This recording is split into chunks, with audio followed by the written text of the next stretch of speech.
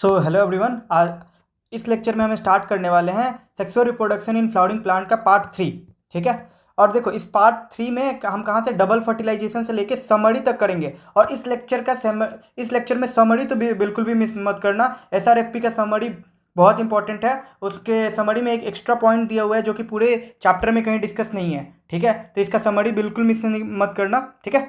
और देखो, जो लोग नए हैं उनको मैं बता देता हूँ कि मैंने एक NCERT line by line series start किया है। और ये सीरीज़ मैंने क्यों, line by line question framing series है ये मैंने क्यों स्टार्ट किया, क्योंकि मैंने अपने टेलीग्राम चैनल पे एक पोल कराया था। उसमें मैंने पूछा था कि कितने लोग जो है वो एनसीईआरटी को एक्टिव रीडिंग करते हैं। एक्टिव रीडिंग मतलब कि हर लाइन से क्वेश्चन फ्रेम करते हुए पढ़ते हैं, और कितने लोग हैं जो बस रीड करके निकल जाते हैं।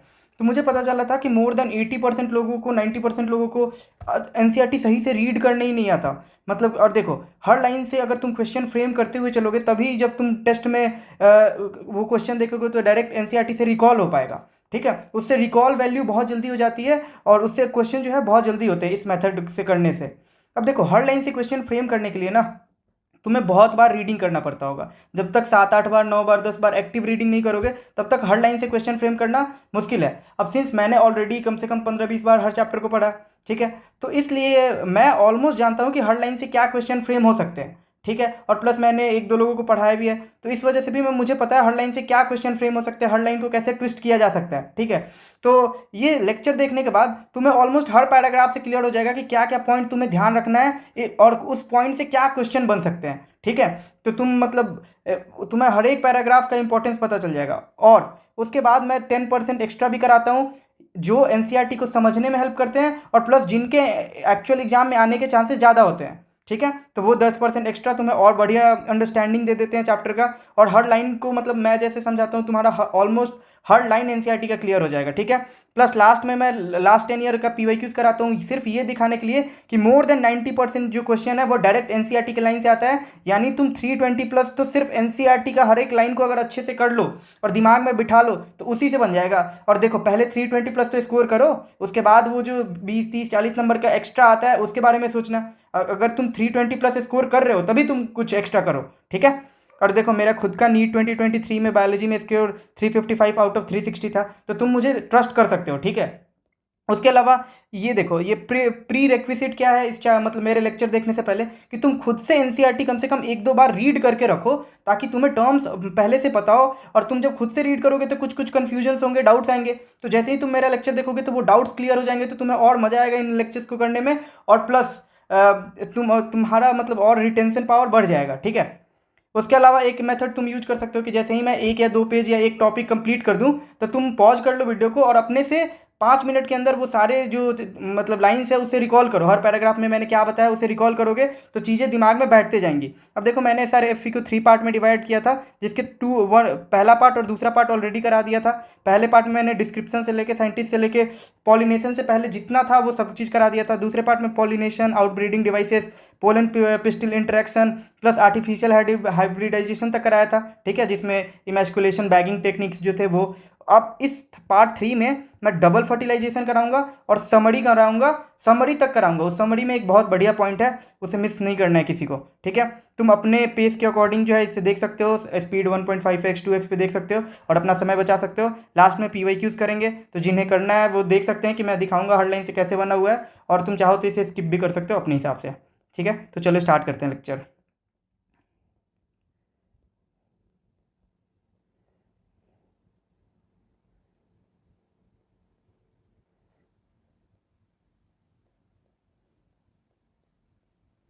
ठीक है,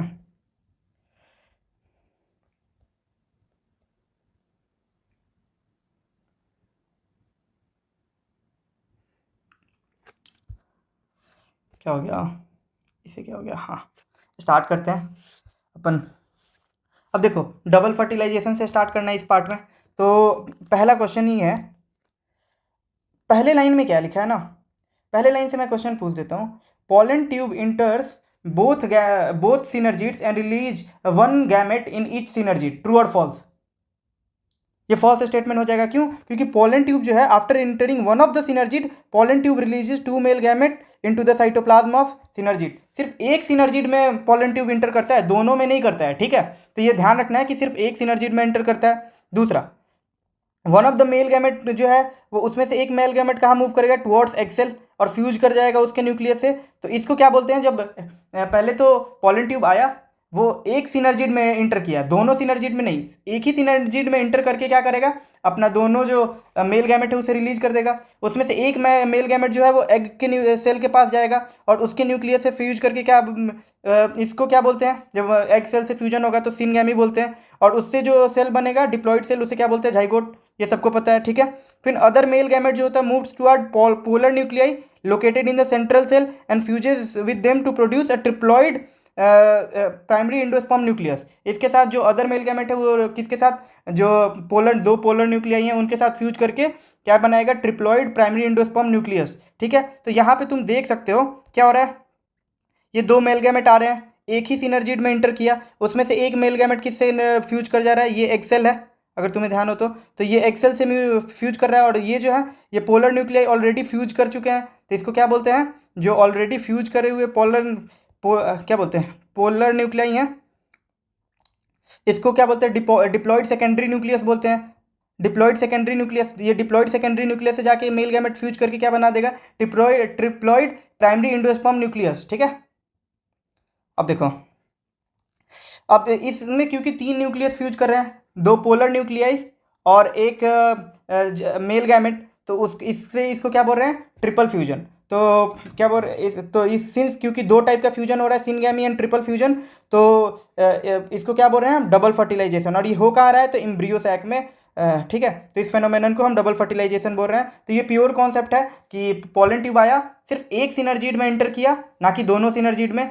फिर वहाँ से सिनर्जिड में इंटर जब कर गया तो दो मेल गैमेट उस सिनर्जिड में रिलीज हो गया। उसमें से एक मेल गैमेट एग के पास जाएगा, दूसरा पोलर न्यूक्लियाई के पास जाएगा। एग से जाके फ्यूज करेगा तो क्या बनाएगा, डिप्लॉइड जाइगोट, उसको क्या बोल रहे हैं, सिनगैमी।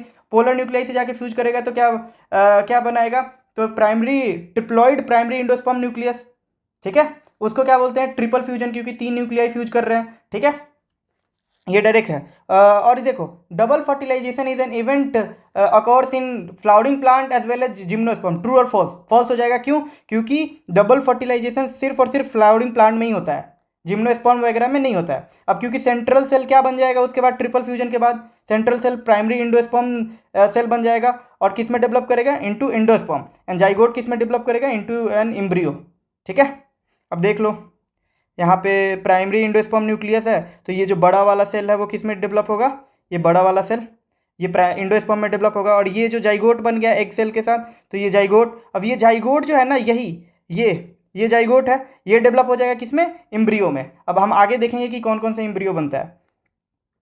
तो आगे क्या है, पोस्ट फर्टिलाइजेशन में, पोस्ट फर्टिलाइजेशन अब हम पढ़ने वाले हैं। Following double fertilisation events of endosperm and embryo development, maturation of ovule into seed and ovary into fruit are termed as post fertilisation event. यानी कि इंडोस्पर्म और एम्ब्रियो डेवलपमेंट के इवेंट को, और जैसे ओव्यूल जो है वो सीड में डेवलप होगा, ओवरी जो है वो फिर फ्रूट में डेवलप होगा, इन पूरे इवेंट्स को हम क्या कर रहे हैं, पोस्ट फर्टिलाइजेशन इवेंट बोल रहे हैं, क्योंकि आफ्टर फर्टिलाइजेशन हो रहा है। आगे वाले लाइन से एक क्वेश्चन पूछता हूँ, embryo development precedes endosperm development, true और फॉल्स।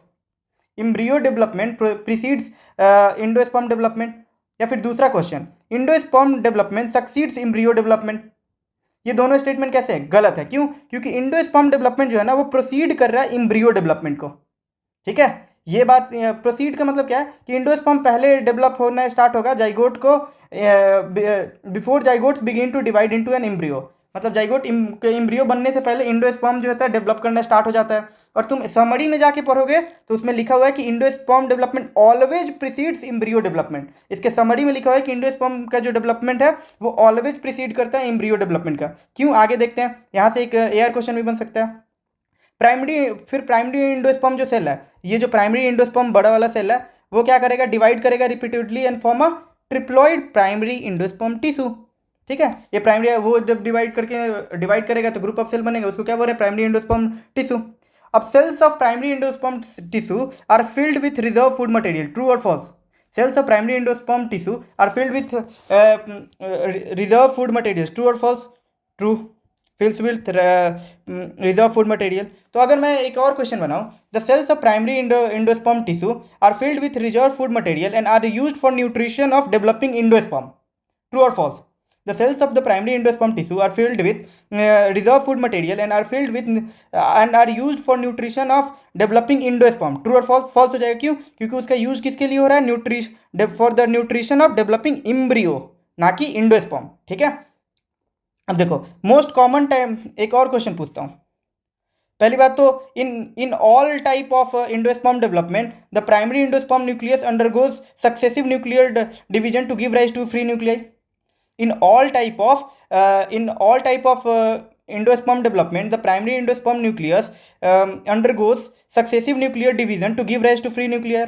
ट्रू और फॉल्स? फॉल्स हो जाएगा, क्यों? क्योंकि ये most common type of endosperm development में ऐसा होता है कि जो प्राइमरी इंडोस्पर्म न्यूक्लियस है, यानी ये जो न्यूक्लियस है वो डिवाइड करते रहेगा बिना सेल वॉल फॉर्मेशन के, बिना इसके अराउंड सिर्फ न्यूक्लियस डिवाइड करेगा, उसके अराउंड सेल मेम्ब्रेन और सेल वॉल का फॉर्मेशन नहीं होगा। ठीक है, तो ये मोस्ट कॉमन है, लेकिन क्या सभी में ऐसा होगा? नहीं, जरूरी नहीं है। तो प्राइमरी इंडोस्पर्म न्यूक्लियस क्या करेगा? अंडरगो करेगा successive nuclear division to give rise to free nuclear. यानी क्या, कैसा बनाएगा? फ्री न्यूक्लियर डिवीजन होगा, यानी सिर्फ न्यूक्लियर डिवाइड करेगा, सेल के अराउंड, वो सारे न्यूक्लियस के अराउंड सेल मेम्ब्रेन और सेल वॉल फॉर्म नहीं होंगे।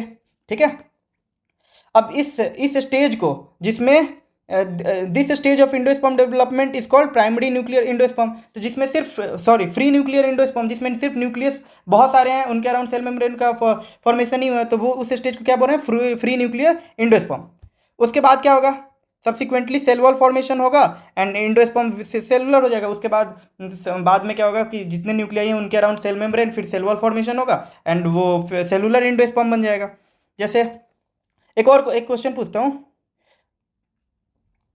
In free nuclear endosperm, the number of free nuclei formed before cellularization, या फिर in endosperm development, the number of free nuclei formed before cellularization varies slightly. True or false?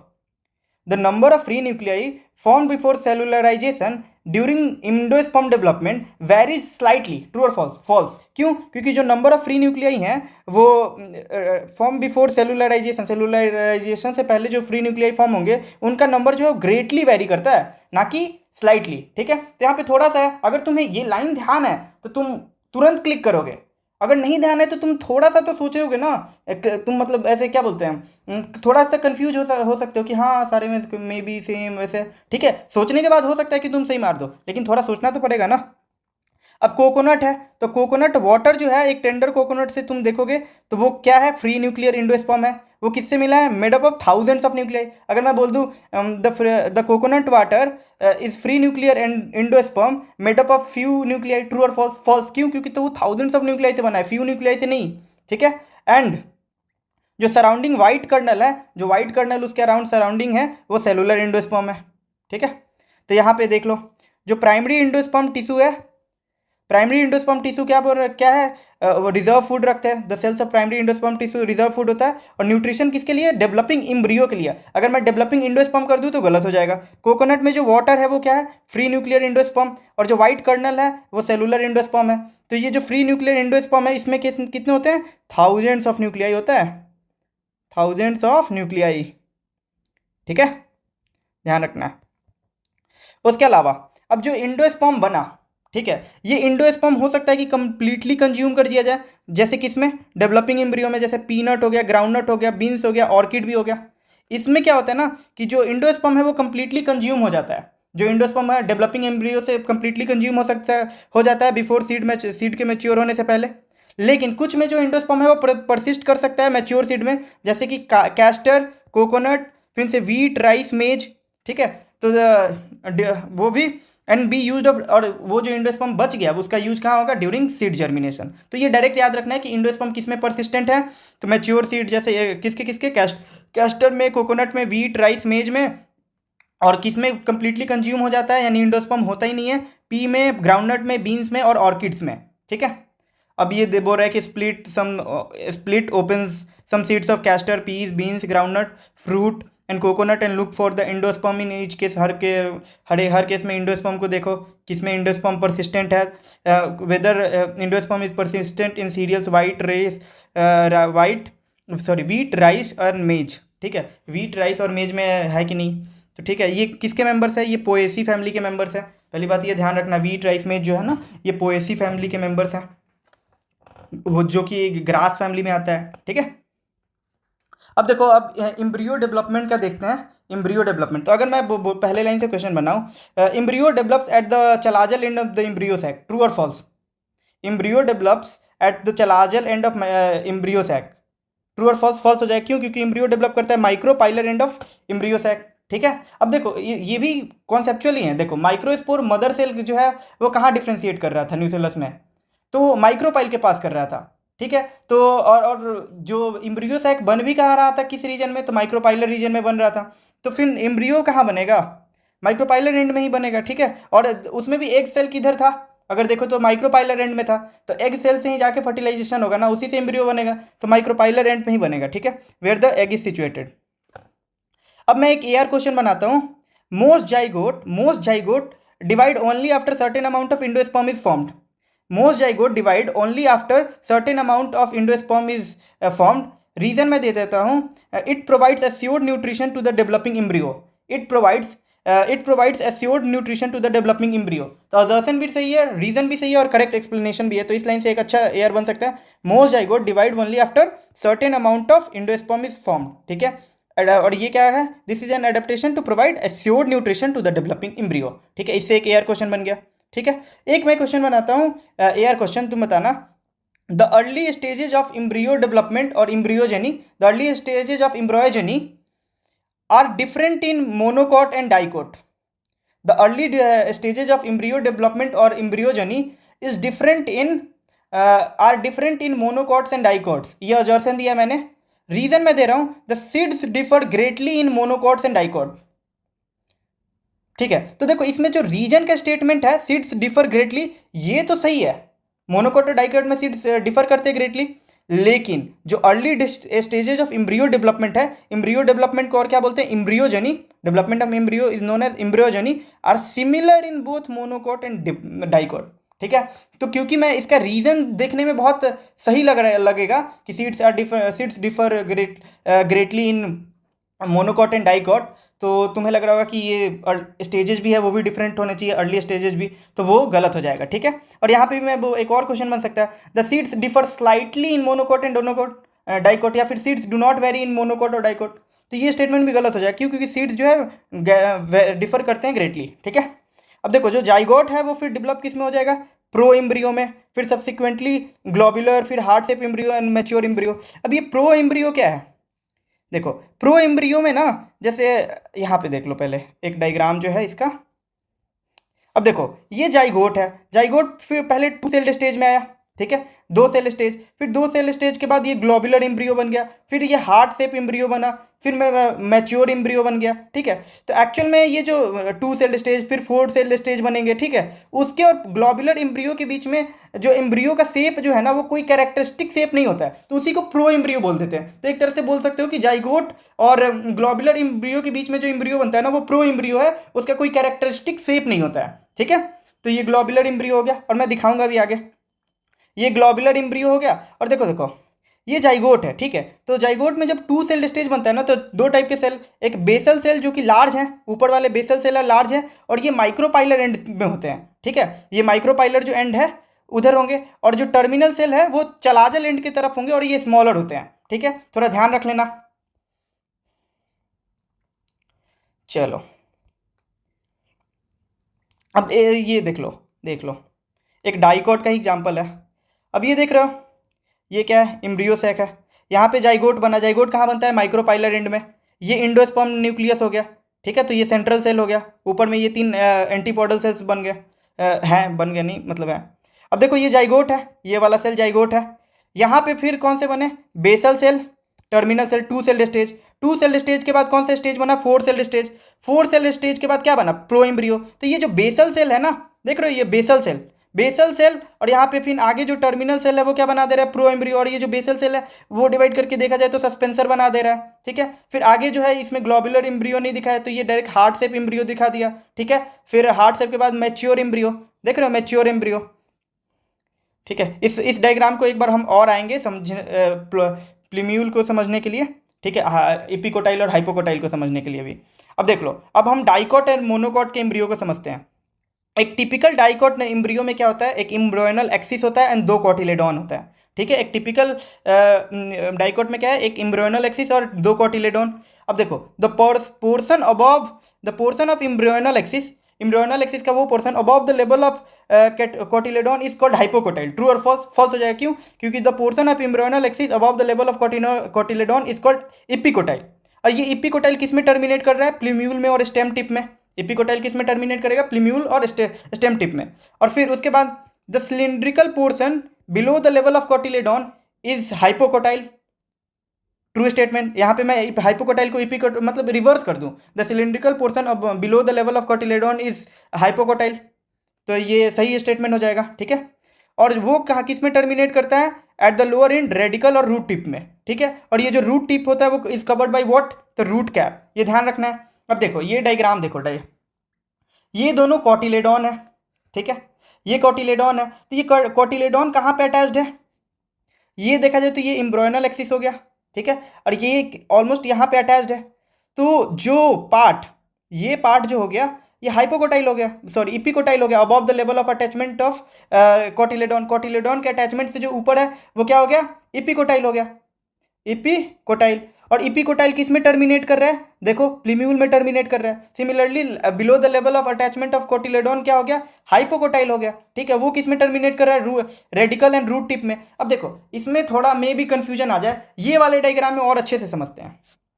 ये diagram देख रहे हो, ये भी डाइकोट है, दो कोटिलेडोन्स है। ठीक है,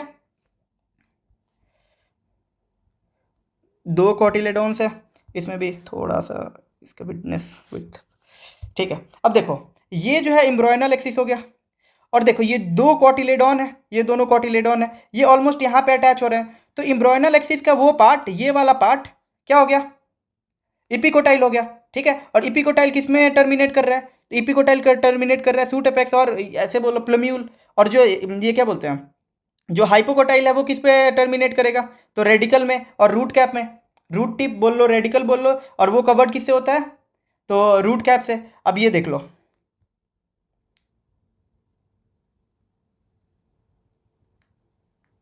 ठीक है। अब ये सस्पेंसर तुम्हें दिख रहा है, यही है, ये जो बेसल सेल है ये सस्पेंसर है। तो सस्पेंसर देख रहे हो एक तरह से अटैच करने के लिए हेल्प कर रहा है। ठीक है। तो आई थिंक इससे तुम्हें एकदम पूरा एकदम क्या बोलते हैं क्लियर विजुअलाइजेशन मिल गया होगा कि कैसे है।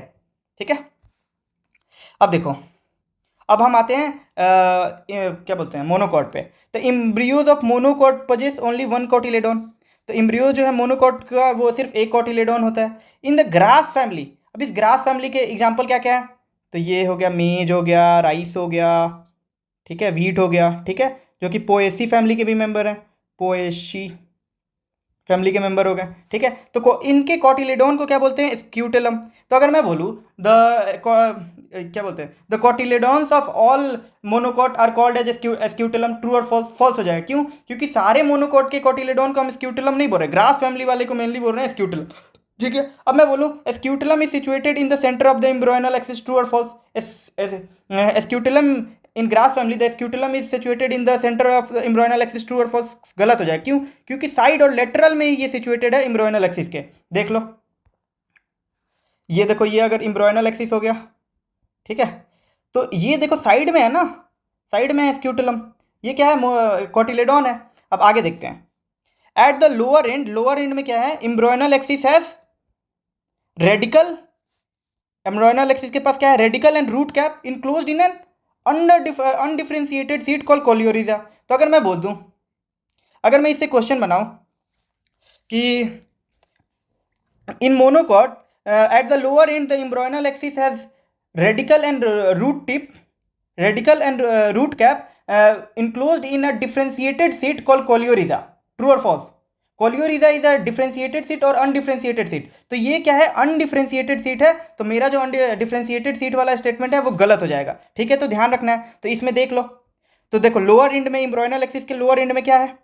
रेडिकल है, रूट कैप है और कोलियोरिजा है। तो देख रहे हो, ये रेडिकल है, ये रूट कैप है, ठीक है, ये रूट कैप है, ये रेडिकल है, ठीक है, और इसके वो किससे कवर्ड है? एक अनडिफरेंशिएटेड सीट से, जिसको हम बोल रहे हैं कोलियोरिजा। तो ये कैसा है? अनडिफरेंशिएटेड सीट है। ठीक है। अब हम आते हैं अगले लाइन पे।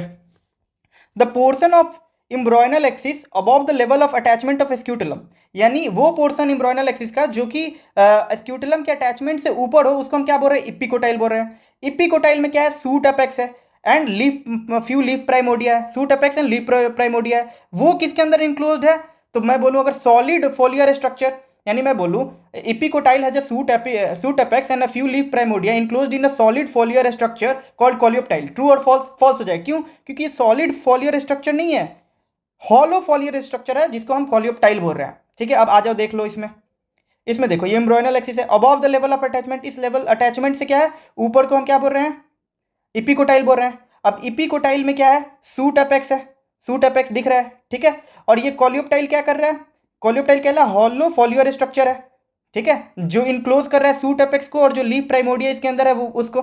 ठीक है, ये तो हमने देख लिया। प्लस यहाँ पे इसको एक इपी ब्लास्ट बोल रहा है, ये भी थोड़ा क्या बोलते हैं, लेबल ध्यान रखना, डायरेक्ट लेबल करने के लिए आ सकता है। तो ये हमने मोनोकॉट भी समझ लिए। ठीक है, इससे भी समझ सकते हो डाइकोट का। तो ये इम्ब्रॉयनल एक्सिस हो गया, और यहाँ पे डाइकोट अटैच हो रहा है। ठीक है, दोनों कोटिलेडॉन जो है अटैच हो रहा है, तो इसके ऊपर वाले के पार्ट को हम क्या बोलेंगे, जो टर्मिनेट करेगा प्लीम्यूल में, तो इपिकोटाइल, नीचे वाले को हाइपोकोटाइल, जो टर्मिनेट कर रहा है रेडिकल में। ठीक है, अब हम आते हैं सीड पे। ठीक है, सीड देखो, in angiosperm seed is the final product of sexual reproduction. तो अगर मैं बोलूँ seed is the final product of asexual reproduction, true और false? In angiosperm seed is the final product of asexual reproduction, true और false? False हो जाएगा। ठीक है, it is often described as a fertilised ovule. अगर मैं बोलूँ seed is always described as a fertilised ovule, true और false? Seed is always described as a fertilised ovule, true और फॉल्स? फॉल्स हो जाएगा। क्यों? क्योंकि ऑलवेज नहीं होता है, नॉट ऑलवेज, क्योंकि आगे हम पढ़ेंगे एपोमिक्टिक सीड्स का, जिसमें बिना फर्टिलाइजेशन के ही ओव्यूल ये सीड बन जाता है, यानी ये ऑलवेज बात गलत हो जाएगा। ठीक है, सीड्स कहाँ फॉर्म होते हैं एंजियोस्पर्म में? Inside fruit. ठीक है, उसमें क्या क्या होता है, सीड कोट होता है, कोटिलेडॉन होता है, एक इम्ब्रॉयनल एक्सिस होता है। ठीक है, अब देखो डाइकोट का जो सीड है ना, ठीक है, डाइकोट सीड में जो सीड कोट होता है, उसके आउटर लेयर को टेस्टा बोलते हैं, इनर को टेगमेन बोलते हैं। मॉर्फोलॉजी और फ्लावरिंग प्लांट में हमने देखा है। ठीक है, अब कोटिलेडॉन्स जो होते हैं, अगर मैं पूछूं, cotyledons of the embryo are complex structure generally thick and swollen due to storage of food reserve, true और false? Cotyledons of embryo are complex structure generally thick and swollen due to storage of food reserve। तो कोटिलेडोन्स गलत statement हो जाएगा। क्यों? क्योंकि ये simple structure है, not complex structure. Generally thick या थिन, तो थिक स्ट्रक्चर है, एंड सोलन स्ट्रक्चर है। क्यों? क्योंकि फूड रिजर्व इनके अंदर होता है, जैसा कि तुम लेग्यूम के सीड्स को देख सकते हो। ठीक है, अब ये जो मैच्योर सीड है वो नॉन एल्ब्यूमिनस और एक्स एल्ब्यूमिनस भी हो सकता है। नॉन एल्ब्यूमिनस या एक्स एल्ब्यूमिनस क्या है? जिनके पास कोई इंडोस्पर्म नहीं हो। ऐसे सीड्स जिनके पास कोई रेसिडुअल एंडोस्पर्म नहीं हो, उसको नॉन एल्ब्यूमिनस और एक्स एल्ब्यूमिनस बोलते हैं। क्यों? क्योंकि it is completely consumed during embryo development. Embryo development के दौरान कंप्लीटली कंज्यूम कर सकता है, ये हमने पहले भी देख लिया। ठीक है, एग्जाम्पल इसके क्या क्या है, pea beans groundnut and orchids. ठीक है, अल्ब्यूमिनस सीड्स क्या करते हैं, retain a part of endosperm, part of endosperm को रिटेन करते हैं, as it is not completely used up during embryo development. तो इससे भी ये यार क्वेश्चन पूछ सकता है कि non albuminous seeds have no residual endosperm, reason दे देगा it is completely consume during embryo development. तो दोनों सही हो जाएगा, लेकिन ये हमें पता ही है। ठीक है, ये कॉमन सेंस से भी बना सकते हैं, ऐसा नहीं कि ये लाइन याद हो तभी। ठीक है, अब कौन कौन से एल्बुमिनस सीड है जिनमें एंडोस्पर्म होता है? वीट, मेज, बार्ली एंड कास्टर। ठीक है, वीट, मेज, बार्ली एंड कैस्टर। ओकेजनली कुछ सीड में जो है, अब देखो ये इंडोस्पर्म, नॉन एल्ब्यूमिनस और एक्स और एल्ब्यूमिनस से पहले थोड़ा हम देख लेते हैं। ये मॉर्फोलॉजी ऑफ फ्लावरिंग प्लांट में दिया है कि जनरली जो डाइकोट होते हैं ना, जनरली डाइकोट में कैसे सीड होते हैं, तो नॉन एल्बुमिनस होते हैं, यानी उसमें इंडोस्पर्म नहीं होता है। ठीक है, लेकिन इसका एक्सेप्शन क्या है, कैस्टर। कैस्टर एक डाइकोट है, लेकिन उसमें क्या है, एल्बुमिनस होता है। ठीक है, देख लो, कैस्टर एल्बुमिनस होता है। सिमिलरली मोनोकोट जनरली एल्बुमिनस होता है, दैट इज कि इसमें इंडोस्पर्म परसिस्ट करता है, लेकिन इसका एक्सेप्शन है ऑर्किड। देख लो, ऑर्किड में जो है तुम उस मॉर्फोलॉजी ऑफ फ्लावरिंग प्लांट में देखोगे कि ऑर्किड के पास इंडोस्पर्म परसिस्ट करता है। अब आगे देखते हैं, कुछ सीड्स में क्या होता है, जो ब्लैक पेपर एंड बीट है, उसमें न्यूसेलस जो है परसिस्टेंट होता है। तो परसिस्टेंट न्यूसेलस को क्या बोलते हैं, पेरियस्पर्म। अगर मैं बोलूँ the persistent integument in some seed is called perisperm, सही है गलत? गलत हो जाएगा। क्यों? परसिस्टेंट न्यूसेलस को हम बोल रहे हैं, ना कि इंट्यूगमेंट को, ठीक है। अब ये परसिस्टेंट न्यूसेलस को हम पेरियस्पर्म बोल रहे हैं, और वो किसके किसके में होता है? तो ब्लैक पेपर, बीट, और एक एक्स्ट्रा लिख लो कैस्टर, क्योंकि कैस्टर तो हम पढ़ ही रहे हैं, तो ये भी एग्जाम्पल ध्यान रख लो जिसमें पेरियस्पर्म होता है। अगर मैं बोलूँ इंट्यूगमेंट्स ऑफ ओव्यूल, ठीक है, integuments of ovule harden as soft protective coat, ठीक है, integuments of ovule harden as soft protective seed coat, true और फॉल्स? फॉल्स हो जाए। क्यों? क्योंकि हार्ड या टफ प्रोटेक्टिव सीड कोट में जो इंट्यूगमेंट ऑफ ओव्यूल है वो डेवलप होता है, ठीक है, ध्यान रखना है। माइक्रोपाइल जो है, माइक्रोपाइल पहले बात होता क्या है, ध्यान करो, याद करो। तो माइक्रोपाइल वो था जहाँ पे एक ओव्यूल में जो इंट्यूगमेंट्स थे, आउटर इंट्यूगमेंट, इनर इंट्यूगमेंट, वो जहाँ पे एब्सेंट थे, ठीक है, वहां पे पोर बन जा रहा है, तो उसी को हम क्या बोल रहे हैं? माइक्रोपाइल। तो माइक्रोपाइल जो है अभी भी होता है, सीड में भी होता है, सीड कोट के अंदर होता है, उसमें एज ए स्मॉल पोर, ठीक है। इससे क्या होता है? What is the use of this micropyle? तो ये फैसिलिटेट करता है entry of oxygen and water into the seed before germination, ठीक है। तो माइक्रोपाइल, अगर मैं स्टेटमेंट बोलूँ, micropyle only facilitate entry of oxygen but not water, true और फॉल्स? फॉल्स हो जाएगा। क्यों? और वो भी कब? ड्यूरिंग सीड जर्मिनेशन, ठीक है। अगर मैं ये बोलूँ micropyle facilitate entry of water into the seed during storage of seed, true और फॉल्स? फॉल्स हो जाए। क्यों? क्योंकि वाटर की एंट्री कब जरूरत है इसको? जर्मिनेशन के दौरान, ठीक है। हालांकि कर सकते हैं, अगर स्टोरेज हो, वहां पे पानी आ गया, तो फिर उसमें एंट्री तो माइक्रोपाइल के थ्रू ही होगा। अब देखो, एज सीड मैच्योर, जैसे सीड मैच्योर करेगा तो वाटर कंटेंट जो है वो रिड्यूस हो जाता है, सीड्स बिकम रिलेटिवली ड्राई। तो इस लाइन से क्वेश्चन क्या बन जाएगा कि ये कितना परसेंट मॉइस्चर होता है बाई मास, ठीक है। तो बोल देंगे यहाँ 10 से 15% लिखा हुआ है, तो मैं बोलूँगा as seed mature the water content is reduce and seed becomes relatively dry, 40 to 50% moisture by मास।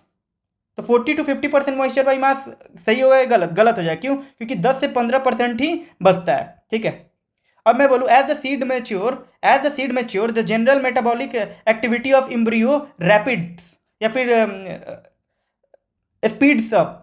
अगर मैं बोलूँ as the seed mature the general metabolic activity of embryo speeds up, true और फॉल्स? फॉल्स। क्यों? क्योंकि जो general metabolic activity of embryo है, जैसे जैसे सीड मैच्योर कर रहा है वो स्लो डाउन हो रहा है, ठीक है। फिर एम्ब्रियो स्लो डाउन होते होते एक स्टेट ऑफ इनएक्टिविटी हो जाएगा जिसमें कोई मेटाबॉलिज्म स्टॉप हो जा रहा है, उसको बोल रहे हैं डोरमेंसी, ठीक है। फिर से वो एक्टिव कब होगा? जब फेवरेबल कंडीशन आएगा। फेवरेबल कंडीशन क्या क्या? जब एडिक्वेट मॉइस्चर होगा, ऑक्सीजन होगा और सुटेबल टेम्परेचर मिलेगा, तो वो जर्मिनेट कर जाएगा, ठीक है। अब as ovules mature into seed the ovary किस में डेवलप होगा? फ्रूट में। तो ओव्यूल किस में डेवलप होगा? पहली बात तो सीड में, एंड ओवरी की किस में मैच्योर होगा? तो इनटू अ फ्रूट, ठीक है। The transformation of ovule into seed and, एक और क्वेश्चन पूछता हूँ, the transformation of ovule into seed and ovary into fruit do not occur simultaneously.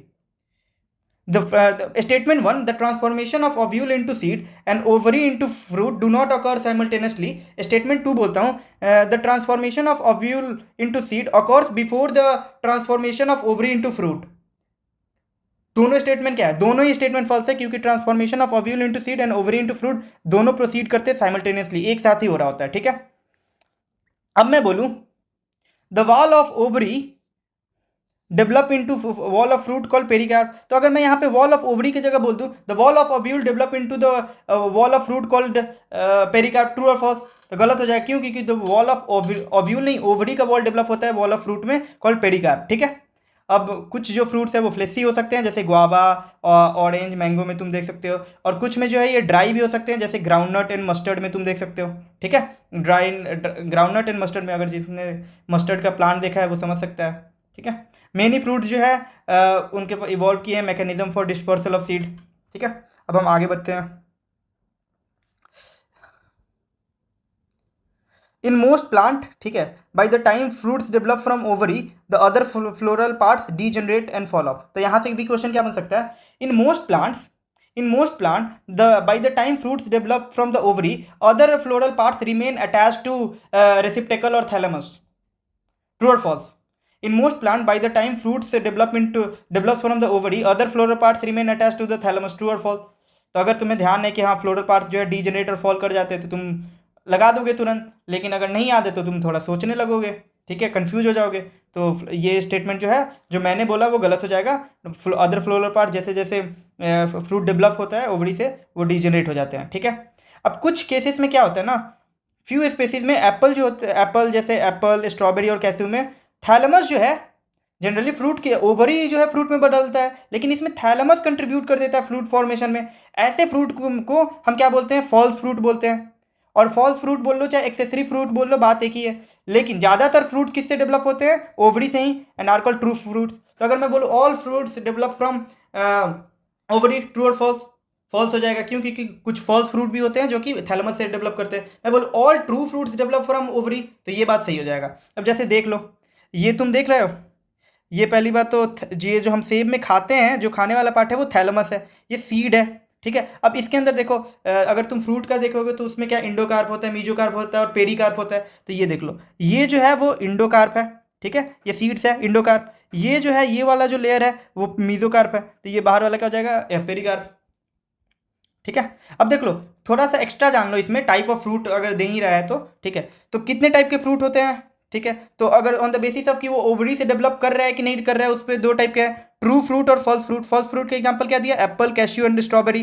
कहाँ से डेवलप कर रहा है, develop from other than ovary, और ये ओवरी से, जैसे इसमें थैलेमस से कर रहा है, ठीक है। अब ट्रू फ्रूट जो है ना वो भी तीन टाइप के हो सकते हैं, एक सिंपल फ्रूट, एक एग्रीगेट फ्रूट और एक कंपोजिट फ्रूट। कंपोजिट फ्रूट को हम मल्टीपल फ्रूट भी बोलते हैं। अब सिंपल फ्रूट में क्या है ना, या तो सिंगल कार्पेल से वो डेवलप होगा, या फिर अगर मल्टी कार्पेल से भी अगर डेवलप हुआ ना तो वो सिन कार्पस होना चाहिए, यानी फ्यूज्ड मल्टी कार्पेल होना चाहिए, ठीक है। एग्रीगेट फ्रूट में क्या होता है कि मल्टी कार्पेल होना चाहिए लेकिन एपोकार्पस, यानी एक से ज़्यादा कार्पेल हो लेकिन वो फ्यूज ना हो, तब अगर उससे फ्रूट डेवलप हुआ तो उसको हम बोलते हैं एग्रीगेट फ्रूट, जैसे रास्पबेरी, ठीक है। कंपोजिट फ्रूट में क्या है कि होल जो फ्लावर्स है ना उनके मिलके वो इन्फ्लोरेसेंस बनाते हैं, ठीक है। तो वो डायरेक्ट पूरा इन्फ्लोरेसेंस ही जो है ना वो फ्रूट बना दे, होल इन्फ्लोरेसेंस ही फ्रूट बना दे। जैसे एग्जांपल के लिए तुम देख लो पाइन एप्पल। अब आ जाओ डायग्राम थोड़ा मैं दिखा देता हूँ। ये देख रहे हो सिंपल फ्रूट के एग्जांपल है कि पी प्लांट, जो कि किससे बना है, develops from a single carpel. और से क्या इन जैसे सिंपल फ्रूट होता क्या है उसका यहाँ पे लिखा है कि the simple fruit develops from a single carpel और several fused carpels of one flower. Example में पी, लेमन और पीनट हो गया, ठीक है। ये सिंपल फ्रूट के एग्जांपल है, ठीक है। अब देखो एग्रीगेट फ्रूट क्या है, मोर देन वन कार्पेल लेकिन फ्यूज नहीं होगा। तो रास्पबेरी देख लो, देखो एक से ज़्यादा कार्पेल है लेकिन ये फ्यूज नहीं है, एक दूसरे के साथ फ्यूज नहीं है, इससे जो बना, जैसे एग्जांपल के लिए रास्पबेरी फ्लावर का देख लिया, रास्पबेरी फ्रूट कैसा है, तो ये एग्रीगेट फ्रूट हो गया। लेकिन पाइन एप्पल में देखो, ये एग्जांपल है कंपोजिट फ्रूट का, तो ये देखो ये फ्लावर्स है, ये सारे फ्लावर्स ही मिलके मल्टीपल फ्रूट बना रहे हैं और एक एक तरह से कंपोजिट फ्रूट बना रहे हैं। तो ये क्या हो गया, ये कंपोजिट फ्रूट या फिर मल्टीपल फ्रूट का एग्जांपल हो गया।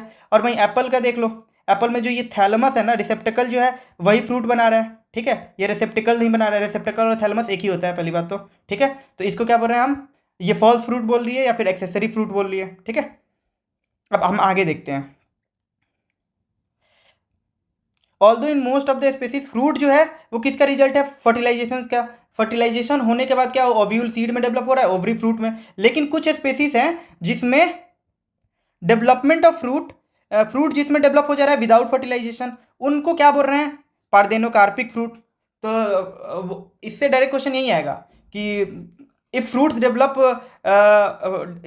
Develop without fertilisation what it is called, तो पार्देनोकार्पी बोलेंगे और उस फ्रूट को पार्देनोकार्पिक फ्रूट बोलेंगे, ठीक है। तो अगर विदाउट फर्टिलाइजेशन फ्रूट डेवलप हो रहा है तो उसको क्या बोलते हैं, उस फेनोमेनन को पार्देनोकार्पी, एंड उस फ्रूट को क्या बोलेंगे, पार्देनोकार्पिक फ्रूट। ये डायरेक्ट ऐसे ही क्वेश्चन आएगा। एग्जांपल बनाना है, ठीक है, इससे पीवाईक्यूज भी काफ़ी आए हैं। तो ये पार्देनोकार्पी जो है यानी कि development of fruit without fertilisation, वो हम आर्टिफिशियली भी कर सकते हैं, इंड्यूस कर सकते हैं by application of growth hormone. And एक क्वेश्चन यहाँ से ये बनेगा, parthenocarpic fruits may have seeds, true और फॉल्स। सोचो, parthenocarpic fruits may have seed, तुम सोचोगे हाँ हो सकता है, नहीं, किसी पार्देनोकार्पिक फ्रूट के पास सीड नहीं होगा। क्यों? क्योंकि सीड के लिए, फॉर्मेशन के लिए बेसिक क्राइटेरिया क्या है कि फर्टिलाइजेशन होना चाहिए। अगर बिना फर्टिलाइजेशन के ही फ्रूट डेवलप हो जा रहा है तो उसमें सीड थोड़ी होगा, सीडलेस होंगे, यानी पार्देनोकार्पिक फ्रूट्स में जो है वो सीड नहीं होता है, ठीक है। अब देखो सीड्स जो हैं वो ऑफर करते हैं सेवरल एडवांटेजेस टू एंजियोस्पर्म। अब मैं एक क्वेश्चन पूछता हूँ, in angiosperm pollination and fertilisation are independent of water. बताओ ये स्टेटमेंट सही है गलत है, सोचो। In angiosperm pollination and fertilisation are independent of water. तुम सोचोगे कि पॉलिनेशन तो वाटर से के मदद से भी होता है, हाइड्रोफिली हमने देखा था, लेकिन हाइड्रोफिली जो था वो क्वाइट रेयर था ना, बहुत लिमिटेड जेनरा में था, वो भी मोस्टली मोनोकॉट में सिर्फ 30 जेनरा तक लिमिटेड था, यानी रेयर था। यानी इन जनरल स्टेटमेंट एनसीईआरटी में भी लिखा है कि pollination and fertilisation are independent of water except for the hydrophily plants, बोल सकते हो हाइड्रोफिलस प्लांट जिसमें पॉलिनेशन वाटर की मदद से होता है, ठीक है। तो लेकिन अगर मैं बोलूँ स्टेटमेंट 1 कि pollination and fertilisation are independent of water, and statement 2 भी मैं बोलूँ कि seed formation is also independent of water, true और फॉल्स? फॉल्स हो जाए, क्यों? क्योंकि सीड फॉर्मेशन जो है वो मोर डिपेंडेबल है, वो डिपेंड करता है वाटर पे, ठीक है। अब ऑल्सो सीड्स है बेटर स्ट्रैटेजी है डिस्पर्सल के लिए to new habitat and help species, ठीक है। अब ये मैं कराऊंगा, ठीक है, जब आप मिक्सिस करेंगे तो। अब देखो अगला लाइन क्या है, ठीक है। तो अगला लाइन से एक एआर क्वेश्चन बन सकता है कि young seedlings are nourished until they are capable of photosynthesis on their own, ठीक है।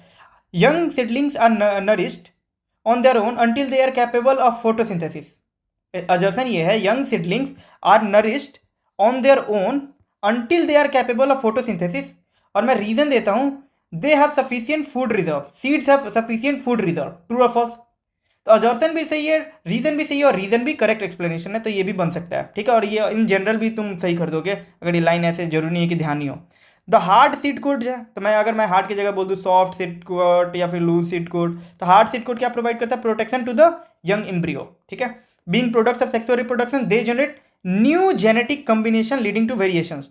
तो अगर मैं बोलूँ being products of sexual reproduction they generate old, being products of sexual reproduction seeds generate old genetic combination leading to variations, true और false? नहीं, new genetic combination आ रहे हैं तभी तो वेरिएशन हो रहा है, ठीक है। अब seed is the basis of our agriculture, सबको पता है, ठीक है। एक अगला क्वेश्चन बनाता हूँ, dehydration and dormancy of mature seeds are crucial for germination of seed, true और false? Dehydration and dormancy of mature seed are crucial for germination of seed, true और फॉल्स? फॉल्स हो जाए, क्यों? क्योंकि डिहाइड्रेशन एंड डोरमेंसी जो है वो crucial है किसके लिए? स्टोरेज ऑफ सीड के लिए, ना कि जर्मिनेशन ऑफ सीड, ठीक है। इसको हम फूड की तरह यूज कर सकते हैं सीड्स को थ्रू आउट द ईयर, और also raise to raise crop, seed की तरह यूज, मतलब उसको फिर बो के क्रॉप रेज कर सकते हैं नेक्स्ट सीजन में। Can you imagine the agriculture in the absence of seed? No. और in the presence of seed which germinate straight away soon after formation and can not be stored. तो मतलब agriculture को क्या बोलते हैं, imagine भी करना अब्सेंस ऑफ सीड में।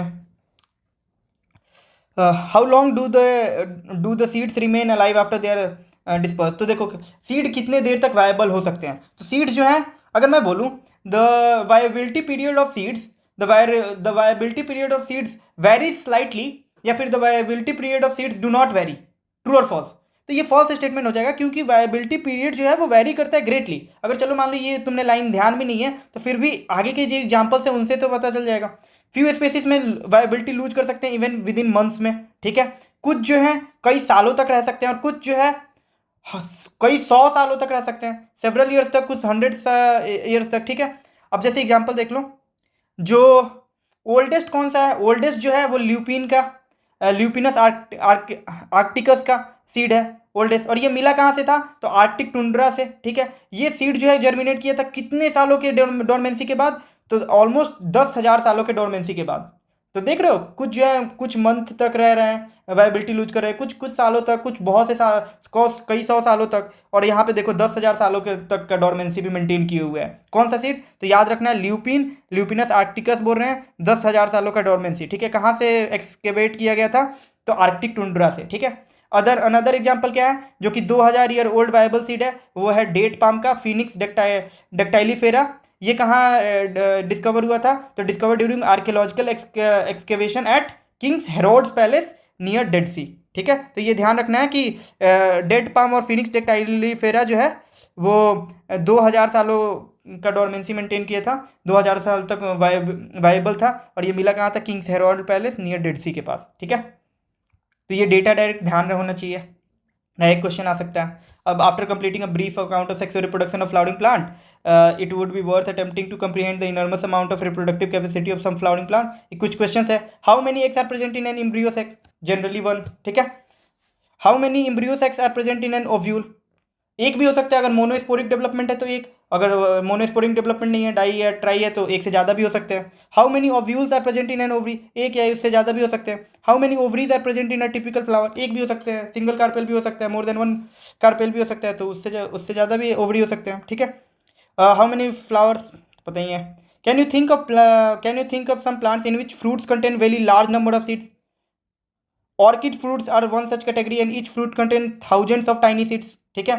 Similar is the case in fruits of parasitic species. अब पैरासिटिक स्पेसीज और हमने कौन पढ़ा है, ठीक है, प्लांट किंगडम में, तो कस्कूटा था जो कि पैरासिटिक स्पेसीज था। यहाँ पे भी देख लो ऑरबैंके एनेस्ट्रीगा, ठीक है। Have you seen tiny seeds of ficus, ficus के टाइनी सीड को तुमने देखा है क्या। How large is the tree, बरगद जो बनियान ट्री है ना उसका बात हो रहा है, ठीक है, टाइनी सीड्स। अब देख लो ऑर्किड जो है ना, और बैंके और डिस्ट्रिका में टाइनी थाउजेंड्स ऑफ सीड्स होते हैं, और फीकस में भी टाइनी हंड्रेड्स और थाउजेंड्स ऑफ सीड हो सकते हैं, ठीक है। ऑर्किड के बारे में ध्यान क्या रखना है कि इनके सीड्स जो होते हैं वो स्मॉलेस्ट होते हैं, ठीक है, 0.05 माइक्रो mm से लेके 0.1 mm तक होते हैं, तो देख रहे हो कितने छोटे होते हैं। और बैंके और स्ट्रिका जो है पैरासिटिक स्पेसीज है जिनके टाइनी थाउजेंड्स ऑफ सीड होते हैं, ठीक है, ये भी छोटे छोटे होते हैं, और इतने ही। अब आ जाओ apomixis and polyembryony, last topic है, इसके बाद समरी करेंगे।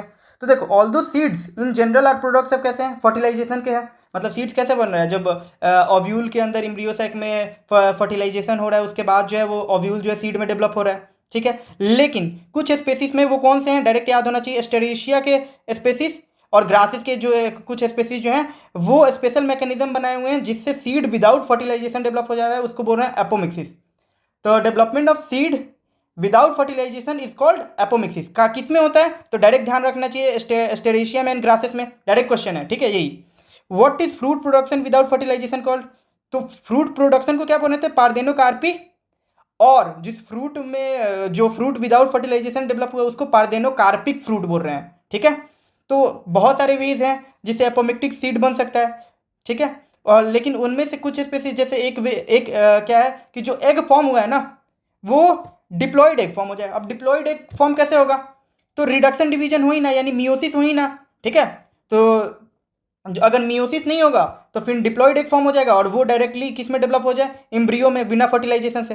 तो एक तो डिप्लॉयड एग फॉर्म हो गया बिना मियोसिस के, और वो जो है डेवलप हो गया एम्ब्रियो में विदाउट फर्टिलाइजेशन, तो ये एक तरीका हो गया, ठीक है। और उसके बाद जो है कुछ हमने देखा है सिट्रस और मैंगो में क्या होता है, some of the nucellar sales जो है ना, कुछ ही बहुत से सिट्रस और मैंगो वेराइटीज में, नॉट ऑल, पहली बात तो many citrus and mango varieties not all, उसमें न्यूसेलस सेल जो होते हैं ना, ओव्यूल का जो टिश्यू किससे बना होता है, न्यूसेलस में। न्यूसेलस सेल्स जो है उनमें से एक सेल जो है मेगास्पोर मदर सेल बनाता है, फिर मेगास्पोर मदर सेल जो है अल्टीमेटली इम्ब्रियो सैक बनाता है।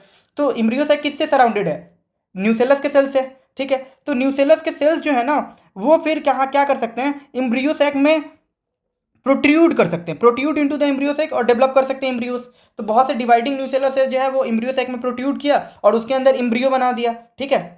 तो अगर वो मान लो एम्ब्रियो बना दिया और बिना फर्टिलाइजेशन के ओव्यूल सीड में बन गया, तो ये क्या शो कर देगा, एपोमिक्सिस, ठीक है। तो इन सच स्पेसीज ईच ओव्यूल जो है एक से ज़्यादा एम्ब्रियो कंटेन कर सकता है। तो occurrence of more than one embryo in a seed is refer to as polyembryony. Polyembryony क्या है, अगर एक से ज़्यादा एम्ब्रियो हो एक सीड में तो उसको पोलियोएम्ब्रियोनी बोलते हैं। अब पोलियोएम्ब्रियोनी के बारे में थोड़ा जान लेते हैं। पोलियोएम्ब्रियोनी पहली बात है कि occurrence of more than one embryo in a seed is known as polyembryony. अब ये पोलियोएम्ब्रियोनी जो है ना ये तीन टाइप के हो सकते हैं, एक तो सिंपल हो सकता है, क्लीवेज पोलियोएम्ब्रियोनी, एक एडवेंटिव, ठीक है। तो सिंपल में क्या है ना कि अगर मान लो कि एम्ब्रियो सैक में एक से ज़्यादा एग फॉर्म हो गए हों और दोनों फर्टिलाइज हो जाए, अगर एक से ज़्यादा फॉर्म हो गए एग और दोनों फर्टिलाइज हो गए तब भी ज़्यादा एक से ज़्यादा एम्ब्रियो बन जाएगा। या फिर जो ओव्यूल है उसी के अंदर एक से ज़्यादा एम्ब्रियो सैक हो, एक से ज़्यादा एम्ब्रियो सैक होगा तब भी क्या हो जाएगा, एक से ज़्यादा एम्ब्रियो बन जाएगा अगर वो सब एम्ब्रियो सैक में फर्टिलाइजेशन हो गया तो, ठीक है। तो एक तो सिंपल पॉलीएम्ब्रियोनी हो गया, fertilisation of more than one egg. दूसरा क्या है कि क्लीवेज हो सकता है, जो प्रो एम्ब्रियो है ना वो मान लो स्प्लिट करके दो अलग अलग एम्ब्रियो बना दे, तो क्लीवेज है स्प्लिटिंग ऑफ प्रो एम्ब्रियो, ठीक है। या फिर जाइगोट बोल लो, क्योंकि जाइगोट ही तो अल्टीमेटली प्रो एम्ब्रियो बना रहा है। लेकिन लास्ट जो है एडवेंटिव पॉलीएम्ब्रियोनी क्या है, ये जो न्यूसेलस और इंट्यूगमेंट सेल्स है ना वो प्रोट्यूड कर जा रहे हैं किसमें, एम्ब्रियो सैक में, और उसमें एम्ब्रियो बना दे रहे हैं, वो प्रोट्यूड करके जो डिवाइडिंग न्यूसेलर सेल्स हैं वो एम्ब्रियो बना दे रहे हैं। और अगर मान लो बिना फर्टिलाइजेशन के वो ओव्यूल सीड में डेवलप हो गया, तो यही तो देखो सिर्फ एडवेंटिव पॉलीएम्ब्रियोनी तो अपोमिक्सिस शो करेगा, असेक्सुअल अपोमिक्सिस, ठीक है। तो ये बात ध्यान रखना है। तो इसके आगे क्या है, take out some seeds of orange, squeeze them, observe में हाउ में कितने ऑरेंज के सीड्स में देखो कि कितने एम्ब्रियोज हैं डिफरेंट साइजेस के और शेप का, ठीक है। और यहाँ पे क्वेश्चन है what is the genetic nature of apomictic embryos, can they be called be clone. हाँ, एकदम पेरेंट के जैसा ही जेनेटिक नेचर होगा, ठीक है, तो इसको क्लोन बोला जा सकता है, यस। अब देखो एपोमिक्सिस ना, एपोमिक्सिस और पार्थेनोजेनेसिस में क्या फ़र्क है थोड़ा देख लो। देखो एपोमिक्सिस जो है ना ये एक ब्रॉड टर्म है जिसमें और खासकर प्लांट के लिए यूज किया जाता है, जिसमें असेक्सुअल, और ये होता क्या है कि ये apomixis is type of asexual reproduction जो मिमिक करता है सेक्सुअल रिप्रोडक्शन में, सेक्सुअल रिप्रोडक्शन की तरह मिमिक कर रहा है। तो अगर मैं बोल दूं apomixis is a type of sexual reproduction that mimics asexual reproduction, गलत हो जाएगा, असेक्सुअल रिप्रोडक्शन है, सेक्सुअल रिप्रोडक्शन को मिमिक कर रहा है। तो और इसमें भी सीड कैसा हो जाता है, सीड प्रोडक्ट प्रोड्यूस होता है विदाउट फर्टिलाइजेशन, ठीक है, सीड प्रोड्यूस हो रहा है विदाउट फर्टिलाइजेशन के, ठीक है। लेकिन पार्थेनोजेनेसिस क्या है, ये स्पेसिफिक बायोलॉजिकल प्रोसेस है। इसमें क्या है कि इम्ब्रियो डेवलप कर रहा है अनफर्टिलाइज्ड एग से, एक अनफर्टिलाइज्ड एग सेल से अगर इम्ब्रियो बन रहा है तो उसको पार्थेनोजेनेसिस बोल रहे हैं। तो parthenogenesis is also type of, बोल सकते हैं कि एपोमिक्सिस में, मतलब एपोमिक्सिस में क्या है, बिना फर्टिलाइजेशन का वो सीड डेवलप होना चाहिए। यहाँ पे भी देख रहे हो अनफर्टिलाइज्ड एग है, जैसे देख लो डिप्लॉइड एग अगर बन गया तो और वो इम्ब्रियो फॉर्म कर दिया तो क्या था, अपोमिक्सिस था। तो इसमें जिस बस इस प्रोसेस को क्या बोल रहे हैं, अनफर्टिलाइज्ड एग से इम्ब्रियो के फॉर्मेशन को क्या बोल रहे हैं, अनफर्टिलाइज्ड एग सेल से इम्ब्रियो के फॉर्मेशन को पार्थेनोजेनेसिस हो। और इस ये जो है वो प्लांट में भी हो सकता है, एनिमल में भी हो सकता है। अब एनिमल में कहाँ देखने को मिलता है, अगर तुमने हनी बी सुना हो तो उसमें एक ड्रोन्स होते हैं, ठीक है, वो जो ड्रोन होते हैं ना वो हनी बी के डायरेक्ट एग सेल से, अनफर्टिलाइज्ड एग सेल अगर ग्रो कर जाता है उसी से वो ड्रोन बन जाते हैं, ठीक है, वो मेल होते हैं। अब ये कहाँ से एपोमिक्सिस जो है वो किससे ग्रो कर सकता है, तो एग सेल से भी ग्रो कर सकता है सेम पार्थेनोजेनेसिस के हिसाब से, और अदर सेल से भी जैसे न्यूसेलस और इंट्यूगमेंट से भी ग्रो कर सकता है, ठीक है। तो ये थोड़ा ध्यान रखने लेना, ठीक है। अब हम आते हैं अगला लास्ट पैराग्राफ।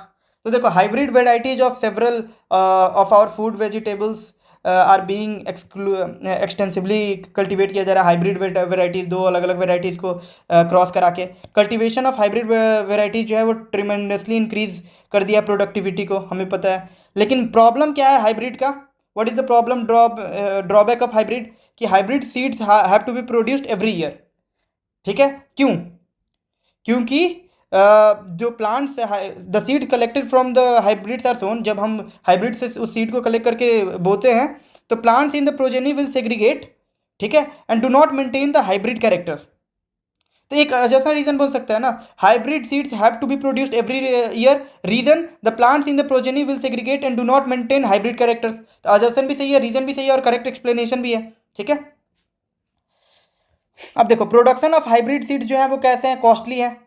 अब हर बार तुम्हें हाइब्रिड सीड्स जो अलग अलग दो वेराइटीज़ हैं उसको मिला के उसके सीड्स को प्रोड्यूस करना पड़ रहा है, ठीक है। अब वो खुद हाइब्रिड सीड जो है अगले जनरेशन में उसके कैरेक्टर्स चेंज हो जाएंगे, जो सीड प्रोड्यूस होंगे, इसलिए हमें हर बार हाइब्रिड सीड प्रोड्यूस करना पड़ रहा है। और ये जो हाइब्रिड सीड को प्रोड्यूस करना एक्सपेंसिव है। लेकिन सपोज हम इफ हाइब्रिड जो है हम एपोमिक्स बना दें उसकी, ठीक है, यानी वो एक तरह से क्लोन ही हो जाए, तो क्या सेग्रीगेशन ऑफ कैरेक्टर होगा, अगर वो क्लोन ही है तो सेग्रीगेशन ऑफ कैरेक्टर कैसे होगा, नहीं होगा ना।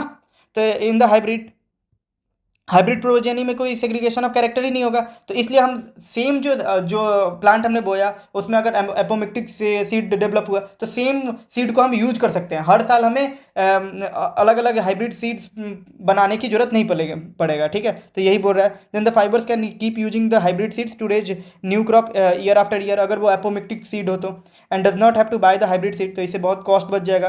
Because of importance of apomixis in hybrid seed industry, research जो है वो चल रहा है अराउंड द वर्ल्ड। इससे भी एक क्वेश्चन पीवाईक्यूज में आया हुआ है, ठीक है, तो ध्यान रखेंगे।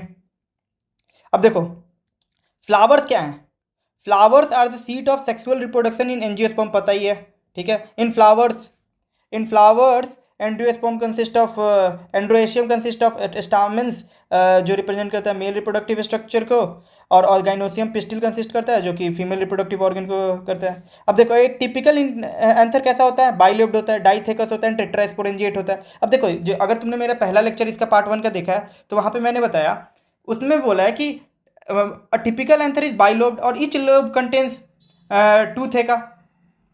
हर लोब अगर 2 थेका कर रहा है तो दोनों लोब कितना थेका कर लेगा, 4 थेका। तो इसको तो टेट्राथेकस बोलना चाहिए, एक एंथर को तो टेट्राथेकस बोलना चाहिए। लेकिन नहीं, एक्चुअल में क्या है ना, वहाँ पे थोड़ा कंफ्यूज किया है कि जो बाइलोब नेचर है ना उसी को हम थेका से रिलेट कर रहे हैं। ठीक है, कि अगर बाइलोब्ड है तो डाइथेकस बोल रहे हैं, अगर यूनिलोब्ड है तो मोनोथेकस बोल रहे हैं। कैसे?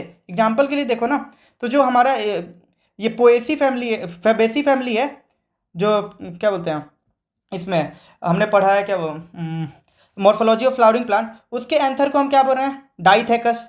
ठीक है, डाइथेकस। और जो चाइना रोज है, जो कि मालवेशी फैमिली का आता है, चाइना रोज, उसके एंथर को हम क्या बोल रहे हैं? मोनोथेकस। मोनोथेकस। देखो इसमें दो लोब होते हैं और इसमें इसमें एक ही लोब होता है, वन लोब होता है। इसमें भी हर लोब में दो सैक होते हैं, इच लोब में दो सैक होते हैं। ठीक है, और इच में इसमें भी जो एक लोब है उसमें भी दो सैक है, इच लोब में दो सैक है। देख रहे हो? यानी यहाँ पे जो डाइथेकस या मोनोथेकस वर्ड यूज हो रहा है वो लोब के हिसाब से हो रहा है, ना कि जो सैक है। तो इसमें स्पोरेंजिया कितने हो गए? टेट्रा स्पोरेंजिया हो गया, टिपिकल एंथर। ठीक है, लेकिन चाइना रोज में ये कैसा हो गया? बाई स्पोरेंजिएट हुआ, क्योंकि दो ही सैक है। तो ये थोड़ा ध्यान रख लेना। ठीक है, पोलन ग्रेन डेवलप किस्म के इनसाइड करता है? माइक्रोस्पोरेंजिया के इनसाइड करता है। ठीक है, pollen grain develop inside microsporangia. Four wall layer क्या क्या है? Epidermis, endothecium, middle layer, tapetum surround the microsporangium. Cells of sporogenous tissue lie in the centre. अगर मैं कॉर्नर बोल दूँ तो गलत हो जाएगा। ठीक है, तो सेंटर में लाई करता है, ना कि कॉर्नर पे। वो मियोसिस करता है। ऑल सेल्स जो होते हैं वो पोटेंशियल पोलन मदर सेल होते हैं, ये बात ध्यान रखना है। पोलन ग्रेन रिप्रेजेंट करता है मेल गैमेटोफाइटिक जनरेशन को। पोलन ग्रेन के दो लेयर वॉल होते हैं, आउटर को एक्साइन बोलते हैं, इनर को इंटाइन बोलते हैं। इंटाइन जो है कंटिन्यूअस लेयर होता है और थिन लेयर होता है। एक्साइन जो है वो स्पोरोपोलेनिन का बना होता है, लेकिन नॉन कॉन्टिन्यूअस होता है। क्यों? क्योंकि कहीं कहीं जंप और होता है जहाँ पे स्पोरोपोलेनिन एब्सेंट होता है। पोलन ग्रेन के पास दो दो सेल होते हैं, दो या थ्री सेल स्टेज पे वो सेट कर सकता है। ठीक है, दो सेल होंगे तो एक वेजिटेटिव सेल, एक जनरेटिव सेल। अगर थ्री सेल होंगे तो एक वेजिटेटिव सेल और टू मेल गैमेट। ठीक है, पिस्टिल के तीन पार्ट कौन से हैं? Stigma, style and ovary. Ovules जो है जनरली कहाँ प्रेजेंट होते हैं? ओवरी में। जनरली क्या, हमेशा ओवरी में ही प्रेजेंट हो गए। ओव्यूल्स के पास एक स्टाक होता है जिसको फ्यूनिकल, ये फ्यूनिकल के थ्रू प्लासेंटा से अटैच्ड होता है। प्रोटेक्टिव इंट्यूगमेंट हो सकते हैं, होते हैं। और ओपनिंग को क्या बोलते हैं? माइक्रोपाइल बोलते हैं, जहाँ पे ये इंट्यूगमेंट एब्सेंट होता है। ठीक है, सेंट्रल टिश्यू जो है, जो ओव्यूल के अंदर जो टिश्यू है उसको हम क्या बोल रहे हैं? न्यूसेलस बोल रहे हैं। अब देखो ये जो बोल रहा है nucellus in which archesporium differentiate a cell of the archaeosporium megaspore mother cell divide meiotically and one of the megaspore form the embryo sac। अब देखो जिसने समरी पढ़ा नहीं है उसको आर्कियोस्पोरियम का हवा भी नहीं लगेगा, और जिसने पढ़ लिया वो कंफ्यूज हो गया कि अच्छा ये आर्कियोस्पोरियम है क्या चीज़ जो आगे चल के मेगास्पोर मदर सेल बना रहा है। फिर मेगास्पोर मदर सेल मियोसिस करके क्या बनाएगा? मेगास्पोर बनाएगा। मेगास्पोर टेट्राड में से one functional megaspore embryo sac बना देगा। इसको थोड़ा समझते हैं। देखो ओव्यूल के अंदर जो सेल्स होते हैं वो किसके होते हैं? न्यूसेलस सेल्स है।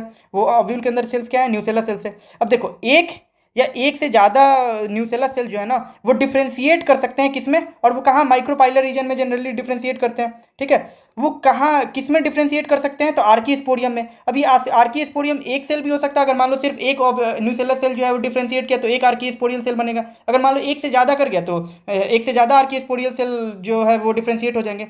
लेकिन अब ये जो आर्कीस्पोरियल सेल है ना इसके दो फेट होते हैं, लेकिन कोई एक ही आर्कीस्पोरियल सेल जो है ना वो क्या करेगा? हो सकता है कि डायरेक्टली मेगास्पोर मदर सेल में डिफ्रेंशिएट हो जाए, directly differentiate into megaspore mother cell. लेकिन कुछ अदर प्लांट्स में क्या होता है कि जो आर्कीस्पोरियल सेल है, हो सकता है एक से ज़्यादा आर्कीस्पोरियल सेल है, लेकिन कोई एक क्या कराएगा? ये डायरेक्टली मेगास्पोर मदर सेल बना सकता है। दूसरे में क्या करेगा कि आर्कीस्पोरियल सेल डिवाइड करके एक आउटर पेराइटल सेल बनाएगा और इनर प्राइमरी स्पोरोजीनस सेल बनाएगा, इनर प्राइमरी स्पोरोजीनस सेल। और ये जो स्पोरोजीनस सेल है ना वो फिर डिफ्रेंशिएट होगा माइक्रोस्पोर में, ये क्या बोलते हैं? मेगास्पोर मदर सेल में। ठीक है, तो ध्यान रखना है। तो ये आर्कीस्पोरियल सेल जो है वो डायरेक्टली डिफ्रेंशिएट हो सकता है मेगास्पोर मदर सेल में, या फिर एक स्टेप और बढ़ जाएगा कि पहले स्पोरोजीनस सेल बनाएगा, जो फिर स्पोरोजीनस सेल फिर डिफ्रेंशिएट होगा किसमें? मेगास्पोर मदर सेल में। तो आई थिंक ये वाला जो लाइन है तुम्हारा क्लियर हो गया होगा। द मैच्योर एम्ब्रियो सैक कितना होता है? 7 सेल 8 न्यूक्लिएट स्टेज होता है। अब देखो एक्चुअल में सेल वॉल कितने न्यूक्लियस के अराउंड फॉर्म होता है बताओ? सेंट्रल सेल में तो ऑलरेडी सेल वॉल है, तो सेल वॉल जो है वो सिर्फ 6 न्यूक्लियस के अराउंड फॉर्म होता है, ये ध्यान रखना। अब फिर सेम चीज at the micropylar end, micropylar end में क्या होगा? जो एग अपैरेटस है consist of 2 synergids and egg cell. Micropylar में एग अपैरेटस होता है जिसमें 2 सिनर्जिड और एग सेल होते हैं। चलाजल एंड में 3 एंटीपोडल सेल होते हैं। सेंटर में फिर एक लार्ज सेंट्रल सेल होता है जिसके 2 पोलर न्यूक्लियाई होते हैं। Pollination mechanism of transfer of pollen grain from the anther to the ovary, गलत बात, to the stigma. Pollinating agent abiotic, abiotic कितने हैं? 2, विंड एंड वाटर। बायोटिक कितने हैं? 1, एनिमल। ठीक है। पोलन पिस्टिल इंटरेक्शन में क्या है, all events from landing of pollen grain on the stigma not, अगर मैं मान लो landing of pollen grain on the ovary बोल दूँ, ओवरी पे कैसे करेगा, on the stigma until the pollen tube enters embryo sac, ठीक है। अब until the pollen tube enters the embryo sac, अब जब तुम पोलन पिस्टिल वाला इंटरेक्शन चैप्टर में ये चैप्टर के अंदर जो पॉइंट्स है उसमें पढ़ोगे तो उसमें बोल रहा है pollen tube enters the ovule, यहाँ पे लिख रहा है pollen tube enters the embryo sac. तो बात एक ही है ना कि जो पोलन का पोलन ग्रेन स्टिग्मा पे लैंड करने से लेके जब तक एम्ब्रियो सैक तक नहीं पहुंच जाता उसमें जितने इवेंट्स हो रहे हैं उसको पोलन पिस्टिल इंटरेक्शन बोल रहे हैं, ठीक है। तो ओव्यूल भी बोल दिया, एम्ब्रियो सैक भी बोल दिया, तो दोनों सही है, ठीक है। फिर व्हेन पोलन इज कंपेटिबल, अगर पोलन कंपेटिबल है तो वो बन जाएगा, अदरवाइज पोलन का इनहिबिशन हो जाएगा, ठीक है, वो आगे नहीं बढ़ेगा। कंपेटिबल पॉलिनेशन में क्या होगा, पोलन ग्रेन जर्मिनेट होगा स्टिग्मा पे और रिजल्टिंग पोलन ट्यूब ग्रो करेगा through style and enter ovule and finally discharges the two male gamete in one of the synergid. अगर मैं बोल दूं discharges two male gametes in each synergid, गलत हो जाएगा, ठीक है। दो मेल गैमेट इस सिनर्जिड में नहीं, वन ऑफ द सिनर्जिड में, ठीक है। एंजियोस्पर्म में डबल फर्टिलाइजेशन होता है और ये भी सिर्फ एंजियोस्पर्म में ही होता है। अगर मैं जिम्नोस्पर्म में बोलूँ तो गलत हो जाएगा, क्यों, क्योंकि दो फ्यूजन है होता है एम्ब्रियोसेक में, सिनगैमी और ट्रिपल फ्यूजन। प्रोडक्ट क्या है ये डबल फ्यूजन के, डबल फर्टिलाइजेशन के, diploid zygote and triploid primary endosperm nucleus. Primary endosperm nucleus किस में होगा, प्राइमरी एंडोस्पर्म सेल में। जाइगोट फिर किस में डेवलप होगा, जाइगोट डेवलप होगा एम्ब्रियो में। प्राइमरी एंडोस्पर्म क्या बनाएगा, एंडोस्पर्म टिश्यू होगा। अब देखो यहाँ पे लिखा है formation of endosperm always precedes the development of embryo. तो अगर मैं बोलूँ development of embryo precedes development of endosperm, गलत हो जाएगा, क्यों, क्योंकि फॉर्मेशन ऑफ एंडोस्पर्म जो है हमेशा पहले होगा डेवलपमेंट ऑफ एम्ब्रियो से, ये बात ध्यान रखना है। फिर डेवलपिंग एम्ब्रियो जो है वो पास करेगा डिफरेंट स्टेजेस से, जैसे कि प्रो एम्ब्रियो बता ही दिया था क्या है, कोई एम्ब्रियो का कैरेक्टरिस्टिक शेप नहीं है। जाइगोट से ग्लोबुलर के बीच में ये स्टेज होता है, फिर ग्लोबुलर एम्ब्रियो, फिर हार्ट शेप एम्ब्रियो बनेगा, ठीक है, बिफोर मैचुरेशन। फिर बहुत से डाइकोट एम्ब्रियो के पास दो कोटिलेडन होंगे और एक एम्ब्रियोनल एक्सिस होगा। अटैचमेंट के ऊपर से ऊपर वाले को एम्ब्रियोनल एक्सिस को एपिकोटाइल बोलेंगे, मतलब जहाँ पे दो कोटिलेडन अटैच है उसके ऊपर वाले पार्ट को एपिकोटाइल, नीचे वाले को हाइपोकोटाइल। एम्ब्रियोज जो मोनोकोट हैं उनका सिंगल कोटिलेडन होता है और ग्रासिस फैमिली में उस सिंगल कोटिलेडन को स्क्यूटिलम बोलते हैं। वो होता कहाँ है, लेटरल साइड में, वन साइड में होता है। ओवरी फिन डेवलप करेगा फ्रूट में और ओव्यूल सीड में। एक फेनोमेनन है एपोमेक्सिस, जिसमें क्या होता है, क्या सभी एंजियोस्पर्म में देखा जाता है, नहीं, सब एंजियोस्पर्म में, खासकर किसमें, एस्टेरेशिया फैमिली और ग्रासिस में। रिजल्ट क्या होता है, formation of seed without fertilization. Apomictic का बहुत सारे एडवांटेज है हॉर्टिकल्चर में एंड एग्रीकल्चर में, सही बात है। अगर हम एपोमिक्टिक सीड बना दें तो हर साल हमें हाइब्रिड सीड बनाने की जरूरत पड़ेगी ही नहीं, ठीक है। सम एंजियोस्पर्म जो है वो प्रोड्यूस कर सकता है मोर than one embryo in their seed, अगर एक से ज़्यादा एम्ब्रियो है उनके सीड में तो पॉलीएम्ब्रियोनी है। अब ये पॉलीएम्ब्रियोनी के भी मैंने टाइप पर हैं, सिंपल पॉलीएम्ब्रियोनी, फिर से क्लीवेज पॉलीएम्ब्रियोनी। लेकिन इस चैप्टर में किसका एग्जांपल दिया, एडवेंटिव पॉलीएम्ब्रियोनी, जिसमें न्यूसेलर सेल्स जो है वो प्रोट्यूड कर जा रहे हैं एम्ब्रियो सैक में और वो मल्टीपल एम्ब्रियो बना दे रहे हैं, ठीक है। हाँ, अब हम एक बार रिवाइज कर लेते हैं, उसके बाद हम इसका पीवाईक्यूज देखेंगे यहाँ से। अब देखो रिवीजन तुम जल्दी कर लेते हैं, 5 से 10 मिनट में हो जाएगा। पहली बात, और हाँ थोड़ा सा एक्स्ट्रा देख लेते हैं, जो डबल फर्टिलाइजेशन था ना वो किसने किया था, एफजी नेवेस्टीन ने। ये एक रशियन बायोलॉजिस्ट हैं, सरगई नेवेस्टीन ने 1898 में ना फर्स्ट रिपोर्ट किया था डबल फर्टिलाइजेशन का। एक लिलियेसी प्लांट, दो लिलियेसी प्लांट में, लिलियम में और फ्रिटिलेरिया में, ठीक है। लिलियम फ्रिटिलेरिया को इसको मार्टोगन लिली भी बोलते हैं, चेकर्ड लिली भी बोलते हैं। बस लिलियम एंड फ्रिटिलेरिया ध्यान रखना, इससे तुम्हारा अगर आ गया बाई चांस किसी ऑप्शन में भी क्वेश्चन आ गया, किसी ऑप्शन में भी ये दे दिया तो तुम्हें ध्यान रह जाएगा, मैंने लिखा हुआ था तो मैंने बता दिया, ठीक है। फिर पोलन ट्यूब किस में इंटर करेगा, तो वन ऑफ द सिनर्जिड में इंटर करेगा। उसके बाद दोनों मेल गैमेट कहाँ रिलीज होगा, इच सिनर्जिड में या फिर सिर्फ एक सिनर्जिड में, एक सिनर्जिड में। वहाँ से फिर वो कहाँ जाएगा, एक मेल गैमेट कहाँ चला जाएगा, एग सेल में, और उसके न्यूक्लियस से फ्यूज करेगा।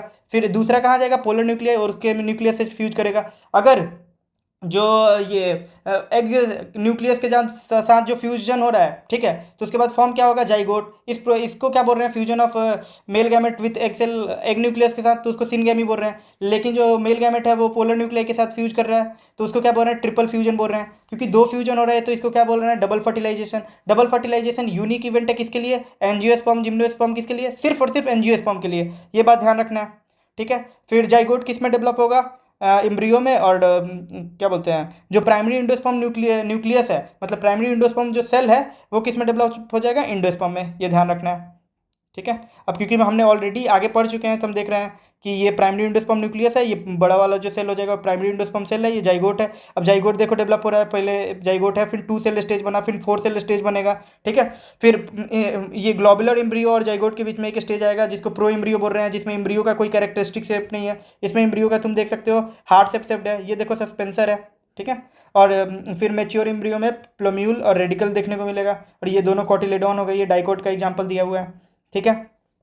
उसके बाद देखो इंडोस्पर्म जो होता है वो, अगर मैं बोलूँ embryo development precedes endosperm development, गलत हो जाएगा। क्यों? क्योंकि endosperm development precedes embryo development, और हमने अभी समरी में देखा कि endosperm development always precedes embryo development. ठीक है। क्यों? प्राइमरी इंडोस्पर्म जो है वो सेल डिवाइड करके क्या बना देगा? Triploid primary endosperm tissue.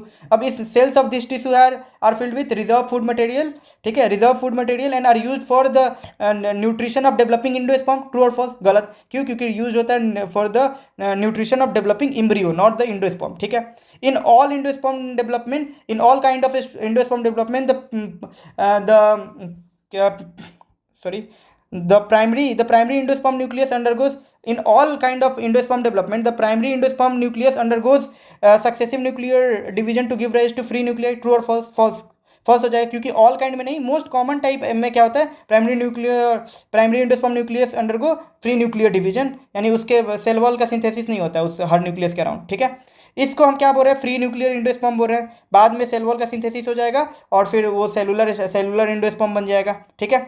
अब मैं बोलूँ the number in endosperm development, during endosperm development, the number of free nuclei formed before cellularization varies slightly or do not varies। Vary slightly और डू नॉट वेरीज तो गलत हो जाएगा। क्यों? क्योंकि number of free nuclei form before cellularization वो vary करता है अलग अलग प्लांट में। ठीक है। कोकोनट वाटर क्या है? कोकोनट वाटर जो है वो फ्री न्यूक्लियर एंडोस्पर्म है, और जो उसका व्हाइट कर्नल तुम देख रहे हो वो क्या है? सेलुलर एंडोस्पर्म है। ये फ्री न्यूक्लियर एंडोस्पर्म में कितना होता है? फ्यू न्यूक्लियाई होते हैं, थाउजेंड्स ऑफ न्यूक्लियाई, तो थाउजेंड्स ऑफ न्यूक्लियाई होते हैं। ठीक है। प्राइमरी एंडोस्पर्म टिश्यू में रिजर्व फूड किसके लिए है? डेवलपिंग एम्ब्रियो के लिए, ना कि डेवलपिंग इंडोस्पर्म के लिए। अब ये इंडोस्पर्म किसमें कंप्लीटली कंज्यूम हो जाता है? डेवलपिंग एम्ब्रियो के द्वारा। तो P, groundnut, beans and orchids. Orchid क्या है? हमें ध्यान है, देखो पी, ग्राउंडनट, बीन्स जो है डाइकोट है, लेकिन ऑर्किड एक मोनोकोट है, फिर भी इसके पास इंडोस्पर्म नहीं है। सिमिलरली किसी में इंडोस्पर्म परसिस्ट भी कर सकता है। उसका एग्जांपल क्या है? कैस्टर, कोकोनट, व्हीट, राइस, मेज। अब कैस्टर जो है वो डाइकोट है, फिर भी इसके पास क्या है? परसिस्टेंट इंडोस्पर्म है। ठीक है। एम्ब्रियो कहाँ डेवलप होता है? तो माइक्रोपाइलर एंड पे डेवलप होता है। ठीक है। Micropylar end of the embryo sac. एक अजर्सन रीजन क्वेश्चन क्या हो जाएगा? Most zygote divide only after certain amount of endosperm is formed. Most zygote divide only after certain amount of endosperm is formed. Reason it provide assured nutrition to the developing embryo. तो assertion भी सही है, reason भी सही है, और correct explanation भी है। देख लो ये लाइन। ठीक है। It provide assured nutrition to developing embryo. अब एक और assertion reason, the early stages of embryogeny are different. The early stages of embryogeny are different in monocot and dicot. Reason मैं दे रहा हूँ, the seeds in monocot and dicot varies differ greatly. तो reason का जो statement है वो तो सही है, लेकिन अजर्सन जो होता है early stage of embryo development या फिर एम्ब्रियोजेनी आर सिमिलर होते हैं दोनों ही मोनोकोट और डाइकोट में, लेकिन सीड जो है वो डिफर करता है ग्रेटली। तो सीड डिफर करता है ग्रेटली, ये बात सही है। अब देखो डायग्राम देख सकते हो डाइकोट का, ये वाला डायग्राम ऑलरेडी हमने डिस्कस कर ही लिया है। ठीक है। जाइगोट फिर क्या देता है? प्रो एम्ब्रियो, फिर ग्लोबुलर, फिर हार्ट शेप, फिर मैच्योर एम्ब्रियो। तो जाइगोट से पहले प्रो एम्ब्रियो बनेगा, ग्लोबुलर, हार्ट शेप एम्ब्रियो, फिर मैच्योर एम्ब्रियो। प्रो एम्ब्रियो में जो एम्ब्रियो का कोई कैरेक्टरिस्टिक शेप नहीं होता है। ठीक है। अब देखो डाइकोट एम्ब्रियो में क्या है? 2 कोटिलेडॉन्स होंगे और एक एम्ब्रियोनल एक्सिस होगा। पोर्शन जो थी portion of embryonal axis above the level of cotyledon. Cotyledon के अटैचमेंट के ऊपर से जो लेवल है उसको इपिकोटाइल बोल रहे हैं। वो टर्मिनेट कहाँ हो रहा है? प्लूम्यूल और स्टेम टिप में, ध्यान रखना है। सिलिंड्रिकल पोर्शन जो बिलो द लेवल ऑफ कोटिलेडॉन उसको क्या बोल रहा है? हाइपोकोटाइल बोल रहे हैं। और वो किस में टर्मिनेट हो रहा है? रेडिकल एंड रूट टिप में। रूट टिप किससे कवर्ड होता है? तो रूट कैप से। देख लो ये जो लेवल ऑफ अटैचमेंट हो गया जहाँ से ये अटैच हो रहा है कोटिलेडॉन, तो इसके ऊपर वाले पार्ट को क्या बोल रहे हैं? इपिकोटाइल। और टर्मिनेट किस में हो रहा है? प्लूम्यूल में। ये क्या हो गया? Hypocotyl below the level of attachment of cotyledon. और ये किस में टर्मिनेट कर रहा है? रेडिकल में। और रेडिकल किससे कवर है? रेडिकल और रूट टिप। और ये किससे कवर्ड है? रूट कैप से। यहाँ पे भी देख लो। देख रहे हो, जाइगोट है, जाइगोट के बाद 2 सेल स्टेज बना, फिर 4 सेल स्टेज। अब 2 सेल स्टेज में मैंने पहले ही बताया था, जो माइक्रोपाइलर साइड में होता है वो लार्ज होता है, ठीक है, और उसको बेसल सेल बोलते हैं, और जो चलाजल एंड की तरफ होता है वो स्मॉल होता है, और उसको क्या बोलते हैं, उसको बोलते हैं टर्मिनल सेल। और फिर प्रो एम्ब्रियो बनाएगा, इसका कोई कैरेक्टरिस्टिक शेप नहीं है, देख लो ये बेसल सेल है और ये सस्पेंसर है, ठीक है। फिर हार्ट शेप एम्ब्रियो, फिर मैच्योर एम्ब्रियो बनाएगा। अब यहाँ पे देख लो, जो अटैच्ड है कोटिलेडोन अटैच्ड है, यहाँ पे कोटिलेडोन जो है अटैच्ड है। तो एम्ब्रोनल एक्सिस का वो पोर्शन जो above the level of attachment of above the level of cotyledon, इसको हम क्या बोल रहे हैं, इपिकोटाइल। और ये किस में टर्मिनेट कर रहा है, सूट की टिप और सूट एपेक्स और प्लीम्यूल में, ठीक है। और जो बिलो द लेवल है वो किस में हो रहा है, रेडिकल में। रेडिकल को यहाँ पे रूट एपेक्स बोल रहा है। और ये देख लो ये सस्पेंसर है। तो इससे ज़्यादा अच्छा विजुअल क्लैरिटी मिल गई होगी, क्योंकि इसमें ये कोटिलेडोन को जब तुम ऊपर ऐसे करके देखोगे ना तब ज़्यादा अच्छे से समझ में आएगा। अब हम आ जाते हैं मोनोकोट में। तो मोनोकोट में सिर्फ क्या होता है, एक ही कोटिलेडोन होता है। ग्रास फैमिली में उसको क्या बोलते हैं, एस्क्यूटिलम। आर आर आर जो are the single cotyledon of all monocots called scutellum. Are the single cotyledons of all monocots called scutellum. गलत, क्यों, क्योंकि ग्रास फैमिली में स्क्यूटिलम बोलते हैं। ग्रास फैमिली के मेंबर कौन है, मेज है, राइस है, वीट है, ये इसको पोएसी फैमिली के भी मेंबर है, ठीक है। तो इस कोटिलेडोन को scutellum is situated in the centre of the embryonal axis. गलत, side of the one side of the embryonal axis. देख लो, अगर ये एम्ब्रोनल एक्सिस है तो ये क्या हो गया, ये स्क्यूटिलम है, ये स्क्यूटिलम है, ये कहाँ है, वन साइड में है, ठीक है। Eight the lower and of the embryonal axis, lower end में द एम्ब्रोनल एक्सिस के पास क्या होता है, एम्ब्रोनल एक्सिस है रेडिकल एंड रूट कैप किसमें इंक्लोज इन डिफरेंशिएटेड सीट या अनडिफरेंशिएटेड सीट। तो अनडिफरेंशिएटेड सीट जिसको कोलियोरिजा बोल रहे हैं। देख लो, लोअर एंड में क्या है, रेडिकल है, रूट कैप है, और कोलियोरिजा है। कोलियोरिजा कैसा सीट है, अनडिफरेंशिएटेड सीट है, ना कि डिफरेंशिएटेड, ठीक है। अब portion of embryonal axis above the level of attachment of scutellum is epicotyl. Epicotyl में क्या है, सूट एपेक्स है, लीफ प्राइमोडिया है, फ्यू लीफ प्राइमोडिया है, enclose in hollow foliar structure और सॉलिड फोलियो स्ट्रक्चर। तो हॉलो फोलियर स्ट्रक्चर जिसको coleoptile बोल रहे हैं। देख लो, ये पहले तो लेवल ऑफ अटैचमेंट जो है यहाँ पे स्क्यूटिलम का, इसके ऊपर वाले को क्या बोल रहे हैं, इपिकोटाइल बोल रहे हैं। अब इपिकोटाइल में क्या है, सूट एपेक्स है, ठीक है, और इसमें कुछ फ्यू लीफ प्राइमोडिया होगा। अब ये कोलियोप्टाइल के अंदर इंक्लोज है, ये कोलियोप्टाइल है क्या, तो हॉलो फोलियर स्ट्रक्चर, ठीक है। डायग्राम भी एक्सप्लेन हो गया। अब हम आते हैं seed. Seed is the final product of all sexual reproduction. गलत बात, seed is the final product of sexual reproduction. It is always described as a seed is always described as a fertilised ovule. गलत बात, क्यों, क्योंकि अपोमिक्टिव seed भी होते हैं जो कि फर्टिलाइज नहीं होते हैं। तो it is often described as a fertilised ovule. Seeds are inside fruit, सही बात है। इन फ्लावरिंग प्लांट में तो सीड्स कैसे हैं, इनसाइड फ्रूट। सीड में क्या होता है, सीड कोट होता है, कोटिलेडोन होता है और एम्ब्रियो एक्सिस होता है। तो जो डाइकोट सीड होता है उसके आउटर सीड कोट को बोलते हैं टेस्टा, इनर सीड कोट को टेगमेन बोलते हैं, ध्यान रख लो, ठीक है। अब मैं बोलूँ, cotyledons of embryo are complex structure generally thick and swollen due to storage of food reserve. तो कोटिलेडोन्स जो है वो सिंपल स्ट्रक्चर है, ना कि कॉम्प्लेक्स स्ट्रक्चर, ठीक है। मैच्योर सीड कैसे हो सकते हैं, एल्बुमिनस भी हो सकते हैं या नॉन एल्बुमिनस और एक्स एल्बुमिनस भी होते हैं। एल्बुमिनस क्या है, जिसमें इंडोस्पर्म परसिस्ट करे, नॉन एल्बुमिनस जिसमें इंडोस्पर्म परसिस्ट ना करे। तो कौन है जिसमें इंडोस्पर्म परसिस्ट नहीं करता है, ठीक है, तो वो कौन से हैं, pea, beans, orchids and groundnut. जिसमें परसिस्ट करता है वो वीट, मेज, बार्ली और कैस्टर, ठीक है। अब तुम मॉर्फोलॉजी ऑफ फ्लावरिंग प्लांट से देख सकते हो कि जनरली डाइकोट का जो होता है वो नॉन एल्बुमिनस होता है, यानी उसमें इंडोस्पर्म नहीं होता है। लेकिन एक्सेप्शन क्या है, कैस्टर। कैस्टर एक डाइकोट है लेकिन इसमें इंडोस्पर्म होता है।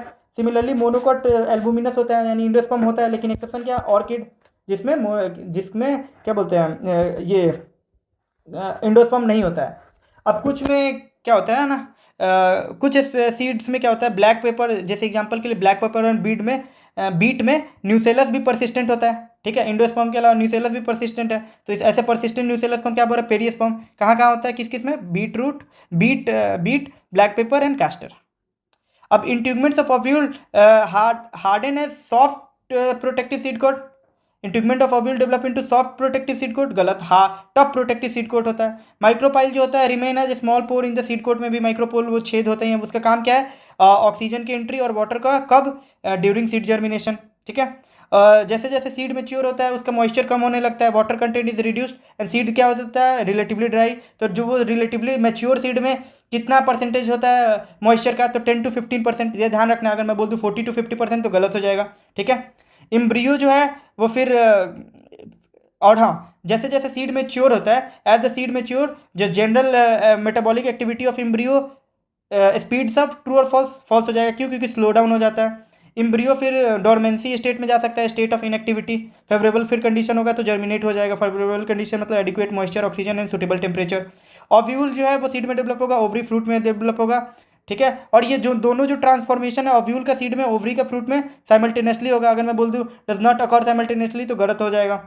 वॉल ऑफ ओवरी जो है वो किस में डेवलप होगा? वॉल ऑफ फ्रूट में, उसको पेरिकार्प बोलते हैं। तो अगर मैं बोलूँ wall of ovule develop into wall of fruit called pericarp तो गलत हो जाएगा। क्यों? क्योंकि ओवरी का वॉल डेवलप हो रहा है, ठीक है। फ्रूट फ्लेसी किस में है? गुआवा, ऑरेंज और मैंगो में। ड्राई किस में है? ग्राउंडनट एंड मस्टर्ड में, ठीक है। अब मोस्ट प्लांट में जो अब मैं एक question, in most plant by the time fruit develops from the ovary other floral parts remain attach to the receptacle, true और फॉल्स? फॉल्स हो जाएगा। क्यों? क्योंकि in most plant by the time fruit develop from ovary floral parts degenerate हो जाते हैं और fall of हो जाते हैं, ठीक है। कुछ स्पेसीज जो होते हैं जैसे एप्पल, स्ट्रॉबेरी, कैशू में जो थैलमस होता है उस वो फ्रूट फॉर्मेशन में कंट्रीब्यूट कर देता है। ऐसे फ्रूट को हम क्या बोलते हैं? फॉल्स फ्रूट और एक्सेसरी फ्रूट, ठीक है। लेकिन ज़्यादातर फ्रूट किससे डेवलप होते हैं? ओवरी से। उस फ्रूट को क्या बोलते हैं? ट्रू फ्रूट बोलते हैं। तो टाइप ऑफ फ्रूट हमने देख लिया कौन सा, ऑन द बेसिस ऑफ कि वो ओवरी से है कि नहीं। तो other than ovary that is thalamus से कौन कौन ग्रो होता है? Apple, cashew and strawberry. तो वो फॉल्स फ्रूट हो गया। ट्रू फ्रूट है जो ओवरी से डेवलप हो रहे हैं। तो यहाँ पे देख लो। और ये स्ट्रॉबेरी का एग्जांपल है, तो ये देखो थैलमस से ही मेन फ्रूट है, ये भी ध्यान रखना, एकिन।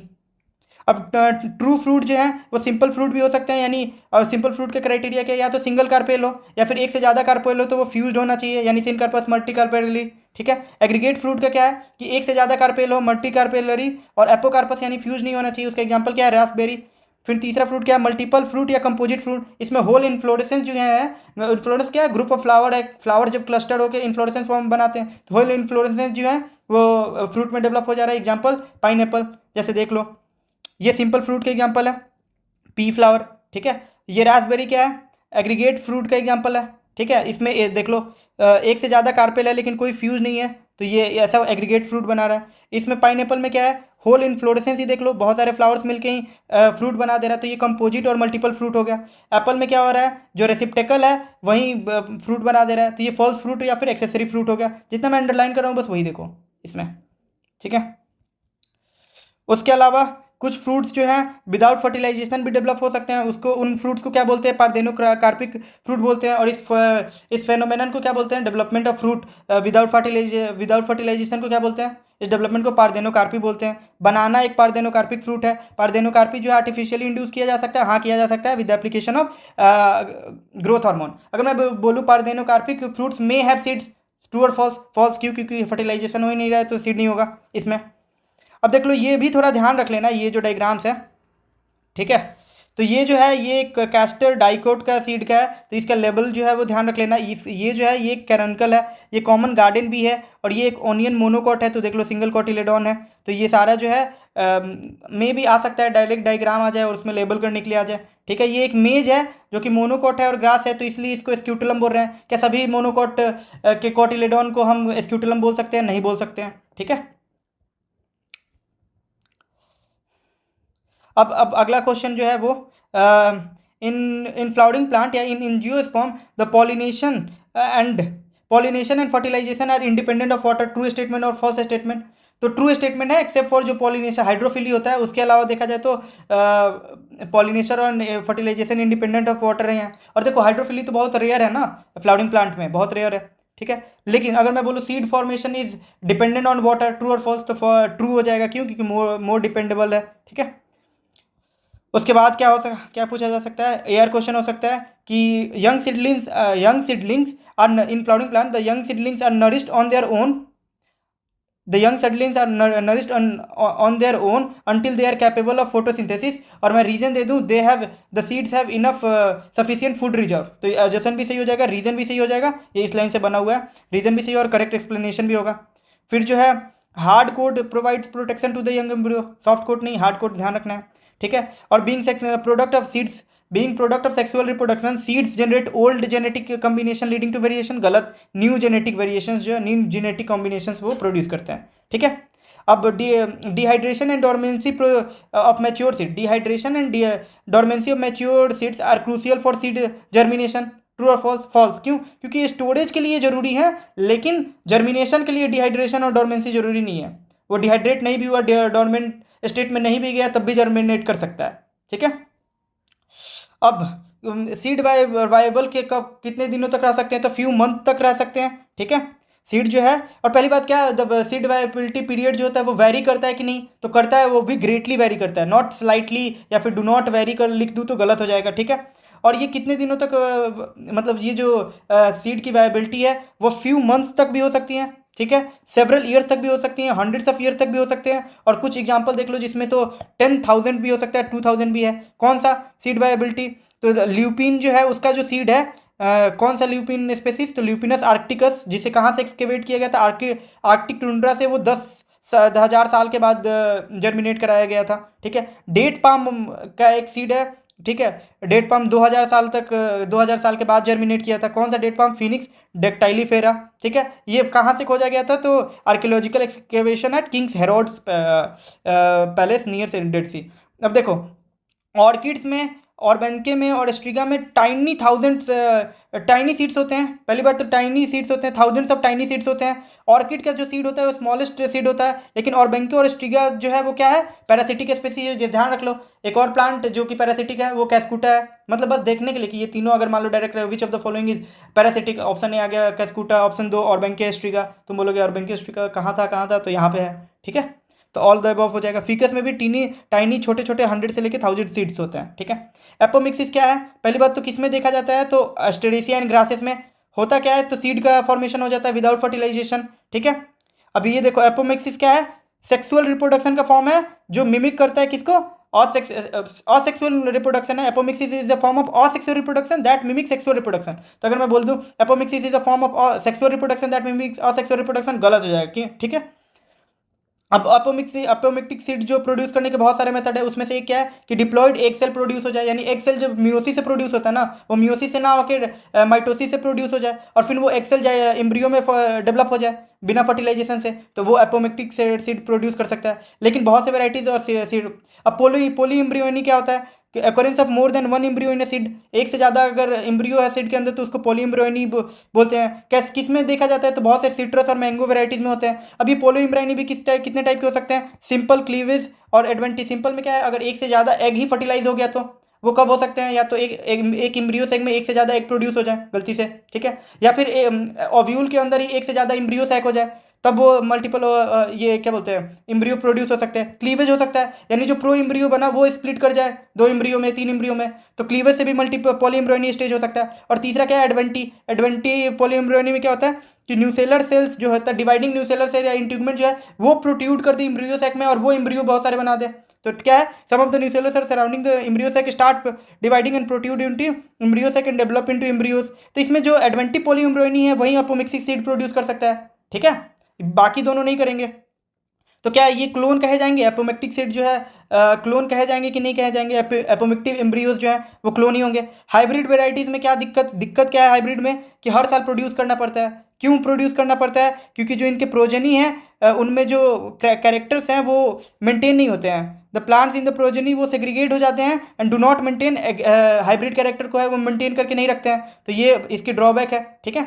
तो अगर AR क्वेश्चन आ सकता है, hybrid seeds have to be produced every year, reason the plants in the progeny will segregate and do not maintain hybrid characters. तो रीजन भी सही है और करेक्ट एक्सप्लेनेशन भी है, और हर साल प्रोड्यूस करना कॉस्टली होता है। लेकिन अगर हम कहीं कभी भी अपोमिक्टिक सीड प्रोड्यूस कर देते हैं, अपोमिक्टिक सीड क्या क्लोन है, उसका जो बच्चे होंगे, मतलब जो सीड्स प्रोड्यूस होंगे उसमें, ठीक है, वो भी क्या क्या होंगे, क्लोन ही होंगे, तो हर साल नया तुम्हें हाइब्रिड सीड प्रोड्यूस नहीं करना पड़ेगा, तो उससे कॉस्ट बच जाएगा। तो अभी रिसर्च चल रहा है बहुत से लेबोरेटरीज में इसके रिगार्डिंग, ठीक है। बाकी इधर तो सब चीज़ सेम ही है ऑलमोस्ट, जो क्या बोलते हैं समरी में सेम ही है। बस 2 पॉइंट जो मुझे एक्स्ट्रा लगा वो बता देता हूँ। यहाँ पे क्या बोल रहा है, द सेंट्रल से टिश्यू जो ओव्यूल के अंदर जो न्यूसेलस सेल है वो पहले आर्कीस्पोरियम डिफ्रेंशिएट करता है, फिर आर्कीस्पोरियम से मेगास्पोर मदर सेल बनता है। कैसे, ओव्यूल के अंदर न्यूसेलस सेल्स है, अब इसमें से कुछ न्यूसेलस सेल, एक या एक से ज़्यादा न्यूसेलस सेल डिफ्रेंशिएट करके क्या बना देगा, आर्कीस्पोरियम। अगर एक करेगा तो एक आर्कीस्पोरियल सेल बनेगा, अगर एक से ज़्यादा डिफ्रेंशिएट किया तो एक से ज़्यादा आर्कीस्पोरियल सेल डिफ्रेंशिएट हो जाएंगे। अब लेकिन कोई एक आर्कीस्पोरियल सेल जो है वो डायरेक्टली मेगास्पोर मदर सेल में डिफ्रेंशिएट हो सकता है, या फिर एक दूसरा तरीका से कुछ प्लांट में कैसे, तो आर्कीस्पोरियल सेल डिवाइड करके पहले आउटर पेराइटल सेल बनाएगा और इनर प्राइमरी स्पोरोजीनियस सेल बनाएगा। तो जो इनर प्राइमरी स्पोरोजीनियस सेल है ना वो फिर मेगास्पोर मदर सेल बना देगा, ठीक है। तो ये ध्यान रख लेना है। उसके अलावा पोलन पिस्टल इंटरेक्शन में जो चैप्टर के अंदर लिखा हुआ है कि all events from landing of pollen grain on the stigma until the pollen tube enter the embryo sac, तो जब तक एम्ब्रियो सैक में नहीं इंटर कर जाता, और उस वहाँ पे लिखा है until the pollen tube enter the ovule, तो दोनों बात सही है, दोनों को ध्यान रखना है। ठीक है, तो ये चैप्टर खत्म हो गया। अब हम इसका 5 मिनट के अंदर इसका क्या बोलते हैं पूरा पीवाईक्यूज करके दिखाता हूँ कि कोई भी पीवाईक्यूज जो है ना वो आउट ऑफ एनसीईआरटी आया ही नहीं, डायरेक्ट एनसीईआरटी के लाइन से आया हुआ है। ठीक है, अब हम पीवाईक्यूज कर लेते हैं। ठीक है, डबल फर्टिलाइजेशन से लेके अंत तक जो हाइब्रिडाइजेशन अभी हमने पढ़ा ना वहाँ तक। ठीक है, जो हाइब्रिड सीड्स तक करेंगे, और समरी से भी कुछ क्वेश्चन आए कि नहीं देखते हैं। ठीक है, अब देखो नीट 2022 का ये क्वेश्चन है, नीट 2022 का क्वेश्चन है, क्या है पहली बात ये थोड़ा कि विच of the following can be expected if scientist succeed in introducing apomictic gene into the hybrid varieties of crop. देखो एकदम last paragraph of the chapter से ये क्वेश्चन आया हुआ है। कौन सा? तो ये फेज 2 ऑफ नीट 2022 में है। There will be segregation of desired character only in the progeny. अगर एपोमिक्टिक जीन आ गया हाइब्रिड वेराइटीज में तो कोई सेग्रीगेशन नहीं होगा, यानी गलत है। Farmers can keep using the seeds produced by the hybrid to raise the new crop year after, ये बात सही हो जाएगा। ठीक है, polyembryony will be seen and each seed will produce many, ये बात नहीं है, इससे रिलेटेड नहीं है। ठीक है, seeds of hybrid will sow longer, ये बात नहीं। Residual persistent part which form the perisperm in the seed, ये ऑफ द बीट कौन सा है? न्यूसेलस है। पेरियस्पर्म कौन बनाता है? न्यूसेलस। ये भी नीट 2022 का। अब नीट 2021 के फेज 1 में जो आया था, which part of the fruit labelled in the given, actual में वो एप्पल का जो फ्रूट दिया हुआ है ना डायग्राम में उसी का है। ठीक है, तो वो क्या है? पहली बात तो थैलमस है। ठीक है, ये थैलमस से बना हुआ है। In some plant thalamus contribute to fruit formation, ऐसे फ्रूट को क्या बोलते हैं? फॉल्स फ्रूट बोलते हैं या फिर accessory fruit. Persistent nucellus in the seed is observed in black pepper maize में नहीं, बीट में। ठीक है, which one of the following statement regarding post fertilisation event, यानी फर्टिलाइजेशन के बाद के इवेंट के बारे में इनकरेक्ट है? इनकरेक्ट। तो zygote develops into an embryo, ये तो सही बात है। Ovules develop into an ovary से किया, क्या पोस्ट फर्टिलाइजेशन इवेंट है? नहीं, प्री फर्टिलाइजेशन इवेंट है। सेंट्रल सेल इंडोस्पर्म में ओवरी, ये दोनों तो पोस्ट फर्टिलाइजेशन इवेंट है, यानी ये गलत हो गया, यानी ये वही पूछा है हमसे। In some plant the female gamete जो होता है वो डेवलप होता है इनटू एम्ब्रियो विदाउट फर्टिलाइजेशन, बिना फर्टिलाइजेशन के जो है फीमेल गैमेट जो है एम्ब्रियो में डेवलप होता है। इस फेनोमेनन को क्या बोल रहे हैं? तो देखो फीमेल गैमेट यानी एग सेल जो है वो एम्ब्रियो में बन रहा है विदाउट फर्टिलाइजेशन, तो ब्रॉडर टर्म क्या है? Apomixis seed without fertilization. ठीक है, तो ब्रॉडर टर्म अगर है तो अपोमिक्सिस भी रहता तो वो भी सही रहता, लेकिन हाँ यहाँ पे सही जाएगा क्या? पार्थेनोजेनेसिस। ठीक है, अब तुम लेक्चर में देखेंगे कि एपोमिक्सिस और पार्थेनोजेनेसिस में क्या अंतर है। ठीक है, the process of double fertilisation is क्या है? सिनगैमी एंड ट्रिपल फ्यूजन को बोल रहे हैं। Double fertilisation is exhibited by क्या? एंजियोस्पर्म का यूनिक इवेंट है to angiosperm. Seed formation without fertilization in the flowering plant involve the process of, अगर सीड फॉर्मेशन हो गया विदाउट फर्टिलाइजेशन के तो क्या बोलेंगे? Apomixis. Which one of the following fruit is parthenocarpic, एक ही दिया एग्जांपल, बनाना। कोकोनट वाटर जो है टेंडर कोकोनट से, वो क्या है? तो फ्री न्यूक्लियर एंडोस्पर्म। देख रहे हो, एक भी क्वेश्चन आया आउट ऑफ एनसीईआरटी। ठीक है, हो सकता है तुम इस क्वेश्चन में जो है कंफ्यूज हो जाओ। तो देखो इसमें क्या है ना, ये फ्रूट का डेवलपमेंट है। पार्थेनोकार्पी क्या है? Development of fruit without fertilization. तो ये पार्थेनोकार्पी फ्रूट के डेवलपमेंट को हम पार्थेनोकार्पी बोल रहे हैं। पार्थेनोजेनेसिस बोलते हैं अगर फीमेल गैमेट जो है वो एम्ब्रियो में हो जाए। वो कहाँ देखने को मिलता है? हनी बी के ड्रोन में देखने को मिलता है। ठीक है, जो मेल बीज होते हैं। चलो, तो तुमने देख लिया कि ऑलमोस्ट मैंने इस चैप्टर का एसआरएफपी का जो क्या बोलते हैं एनसीईआरटी एकदम लाइन बाय लाइन कंप्लीट करा दिया। ठीक है, अब तुम्हें क्या करना है, रिवीजन में हर पैराग्राफ से जो जो इंपॉर्टेंट बात है वो एकदम बढ़िया से करते जाने हैं। हर क्वेश्चन फ्रेम जो मैंने क्वेश्चन फ्रेम करा है, अगर तुमने अच्छे से देखा है, फुल फोकस के साथ देखा है, तो तुम्हें ध्यान रहेगा कि अच्छा इस लाइन से क्या क्वेश्चन बन सकता है, इस लाइन से क्वेश्चन क्या बन सकता है। उसी को अगर तुम नीट तक 4-5 बार और उससे अधिक बार भी करोगे रिवाइज, तो तुम्हारे दिमाग में जो है वो लॉन्ग टर्म के लिए स्टे करेगा। तो मेन दिक्कत क्या है ना नीट स्टूडेंट के साथ, सिलेबस तो सब कोई खत्म कर लेता है लेकिन याद नहीं रख पाता है, इसीलिए वो क्वेश्चन रिकॉल नहीं हो पाता है एक्चुअल एग्जाम में। तो याद करने का एक ही तरीका है, मल्टीपल रिवीजन या फिर मल्टीपल रीडिंग। तो तुम इसे मल्टीपल टाइम रिवाइज करो। ठीक है, उसके बाद अपने आप ही देखोगे कि डायरेक्ट तुम्हें क्वेश्चंस जो है सॉल्व सही होने लगेंगे। और इतना कर लेने से ना, अगर तुम मल्टीपल रीडिंग कर लेते हो, इतना मेरा सीरीज करने के बाद अगर तुम 5-6 बार रीडिंग कर लेते हो, ठीक है, और टेस्ट वगैरह लगा लेते हो, तो इतना इनफ होगा 320 प्लस के लिए। ठीक है, और जो मैं एक्स्ट्रा बताता हूँ, मतलब लाने वाले अगर कोई सिली मिस्टेक वगैरह ना करे तो ज़्यादा नंबर भी लाएंगे। ठीक है, अगर तुम्हें ये पूरा चैप्टर जो है अच्छा लगा है, वीडियो मतलब एक एक लाइन तुम्हें समझ में आ गया है, फील हो गया है, तो इसको लाइक कर देना, शेयर भी कर देना, सब्सक्राइब भी कर देना, ठीक है। ये सब बातें तो बतानी नहीं होती है, वो खुद से ही कर देना होता है। चलो ठीक है, बाय बाय, जय हिंद जय भारत।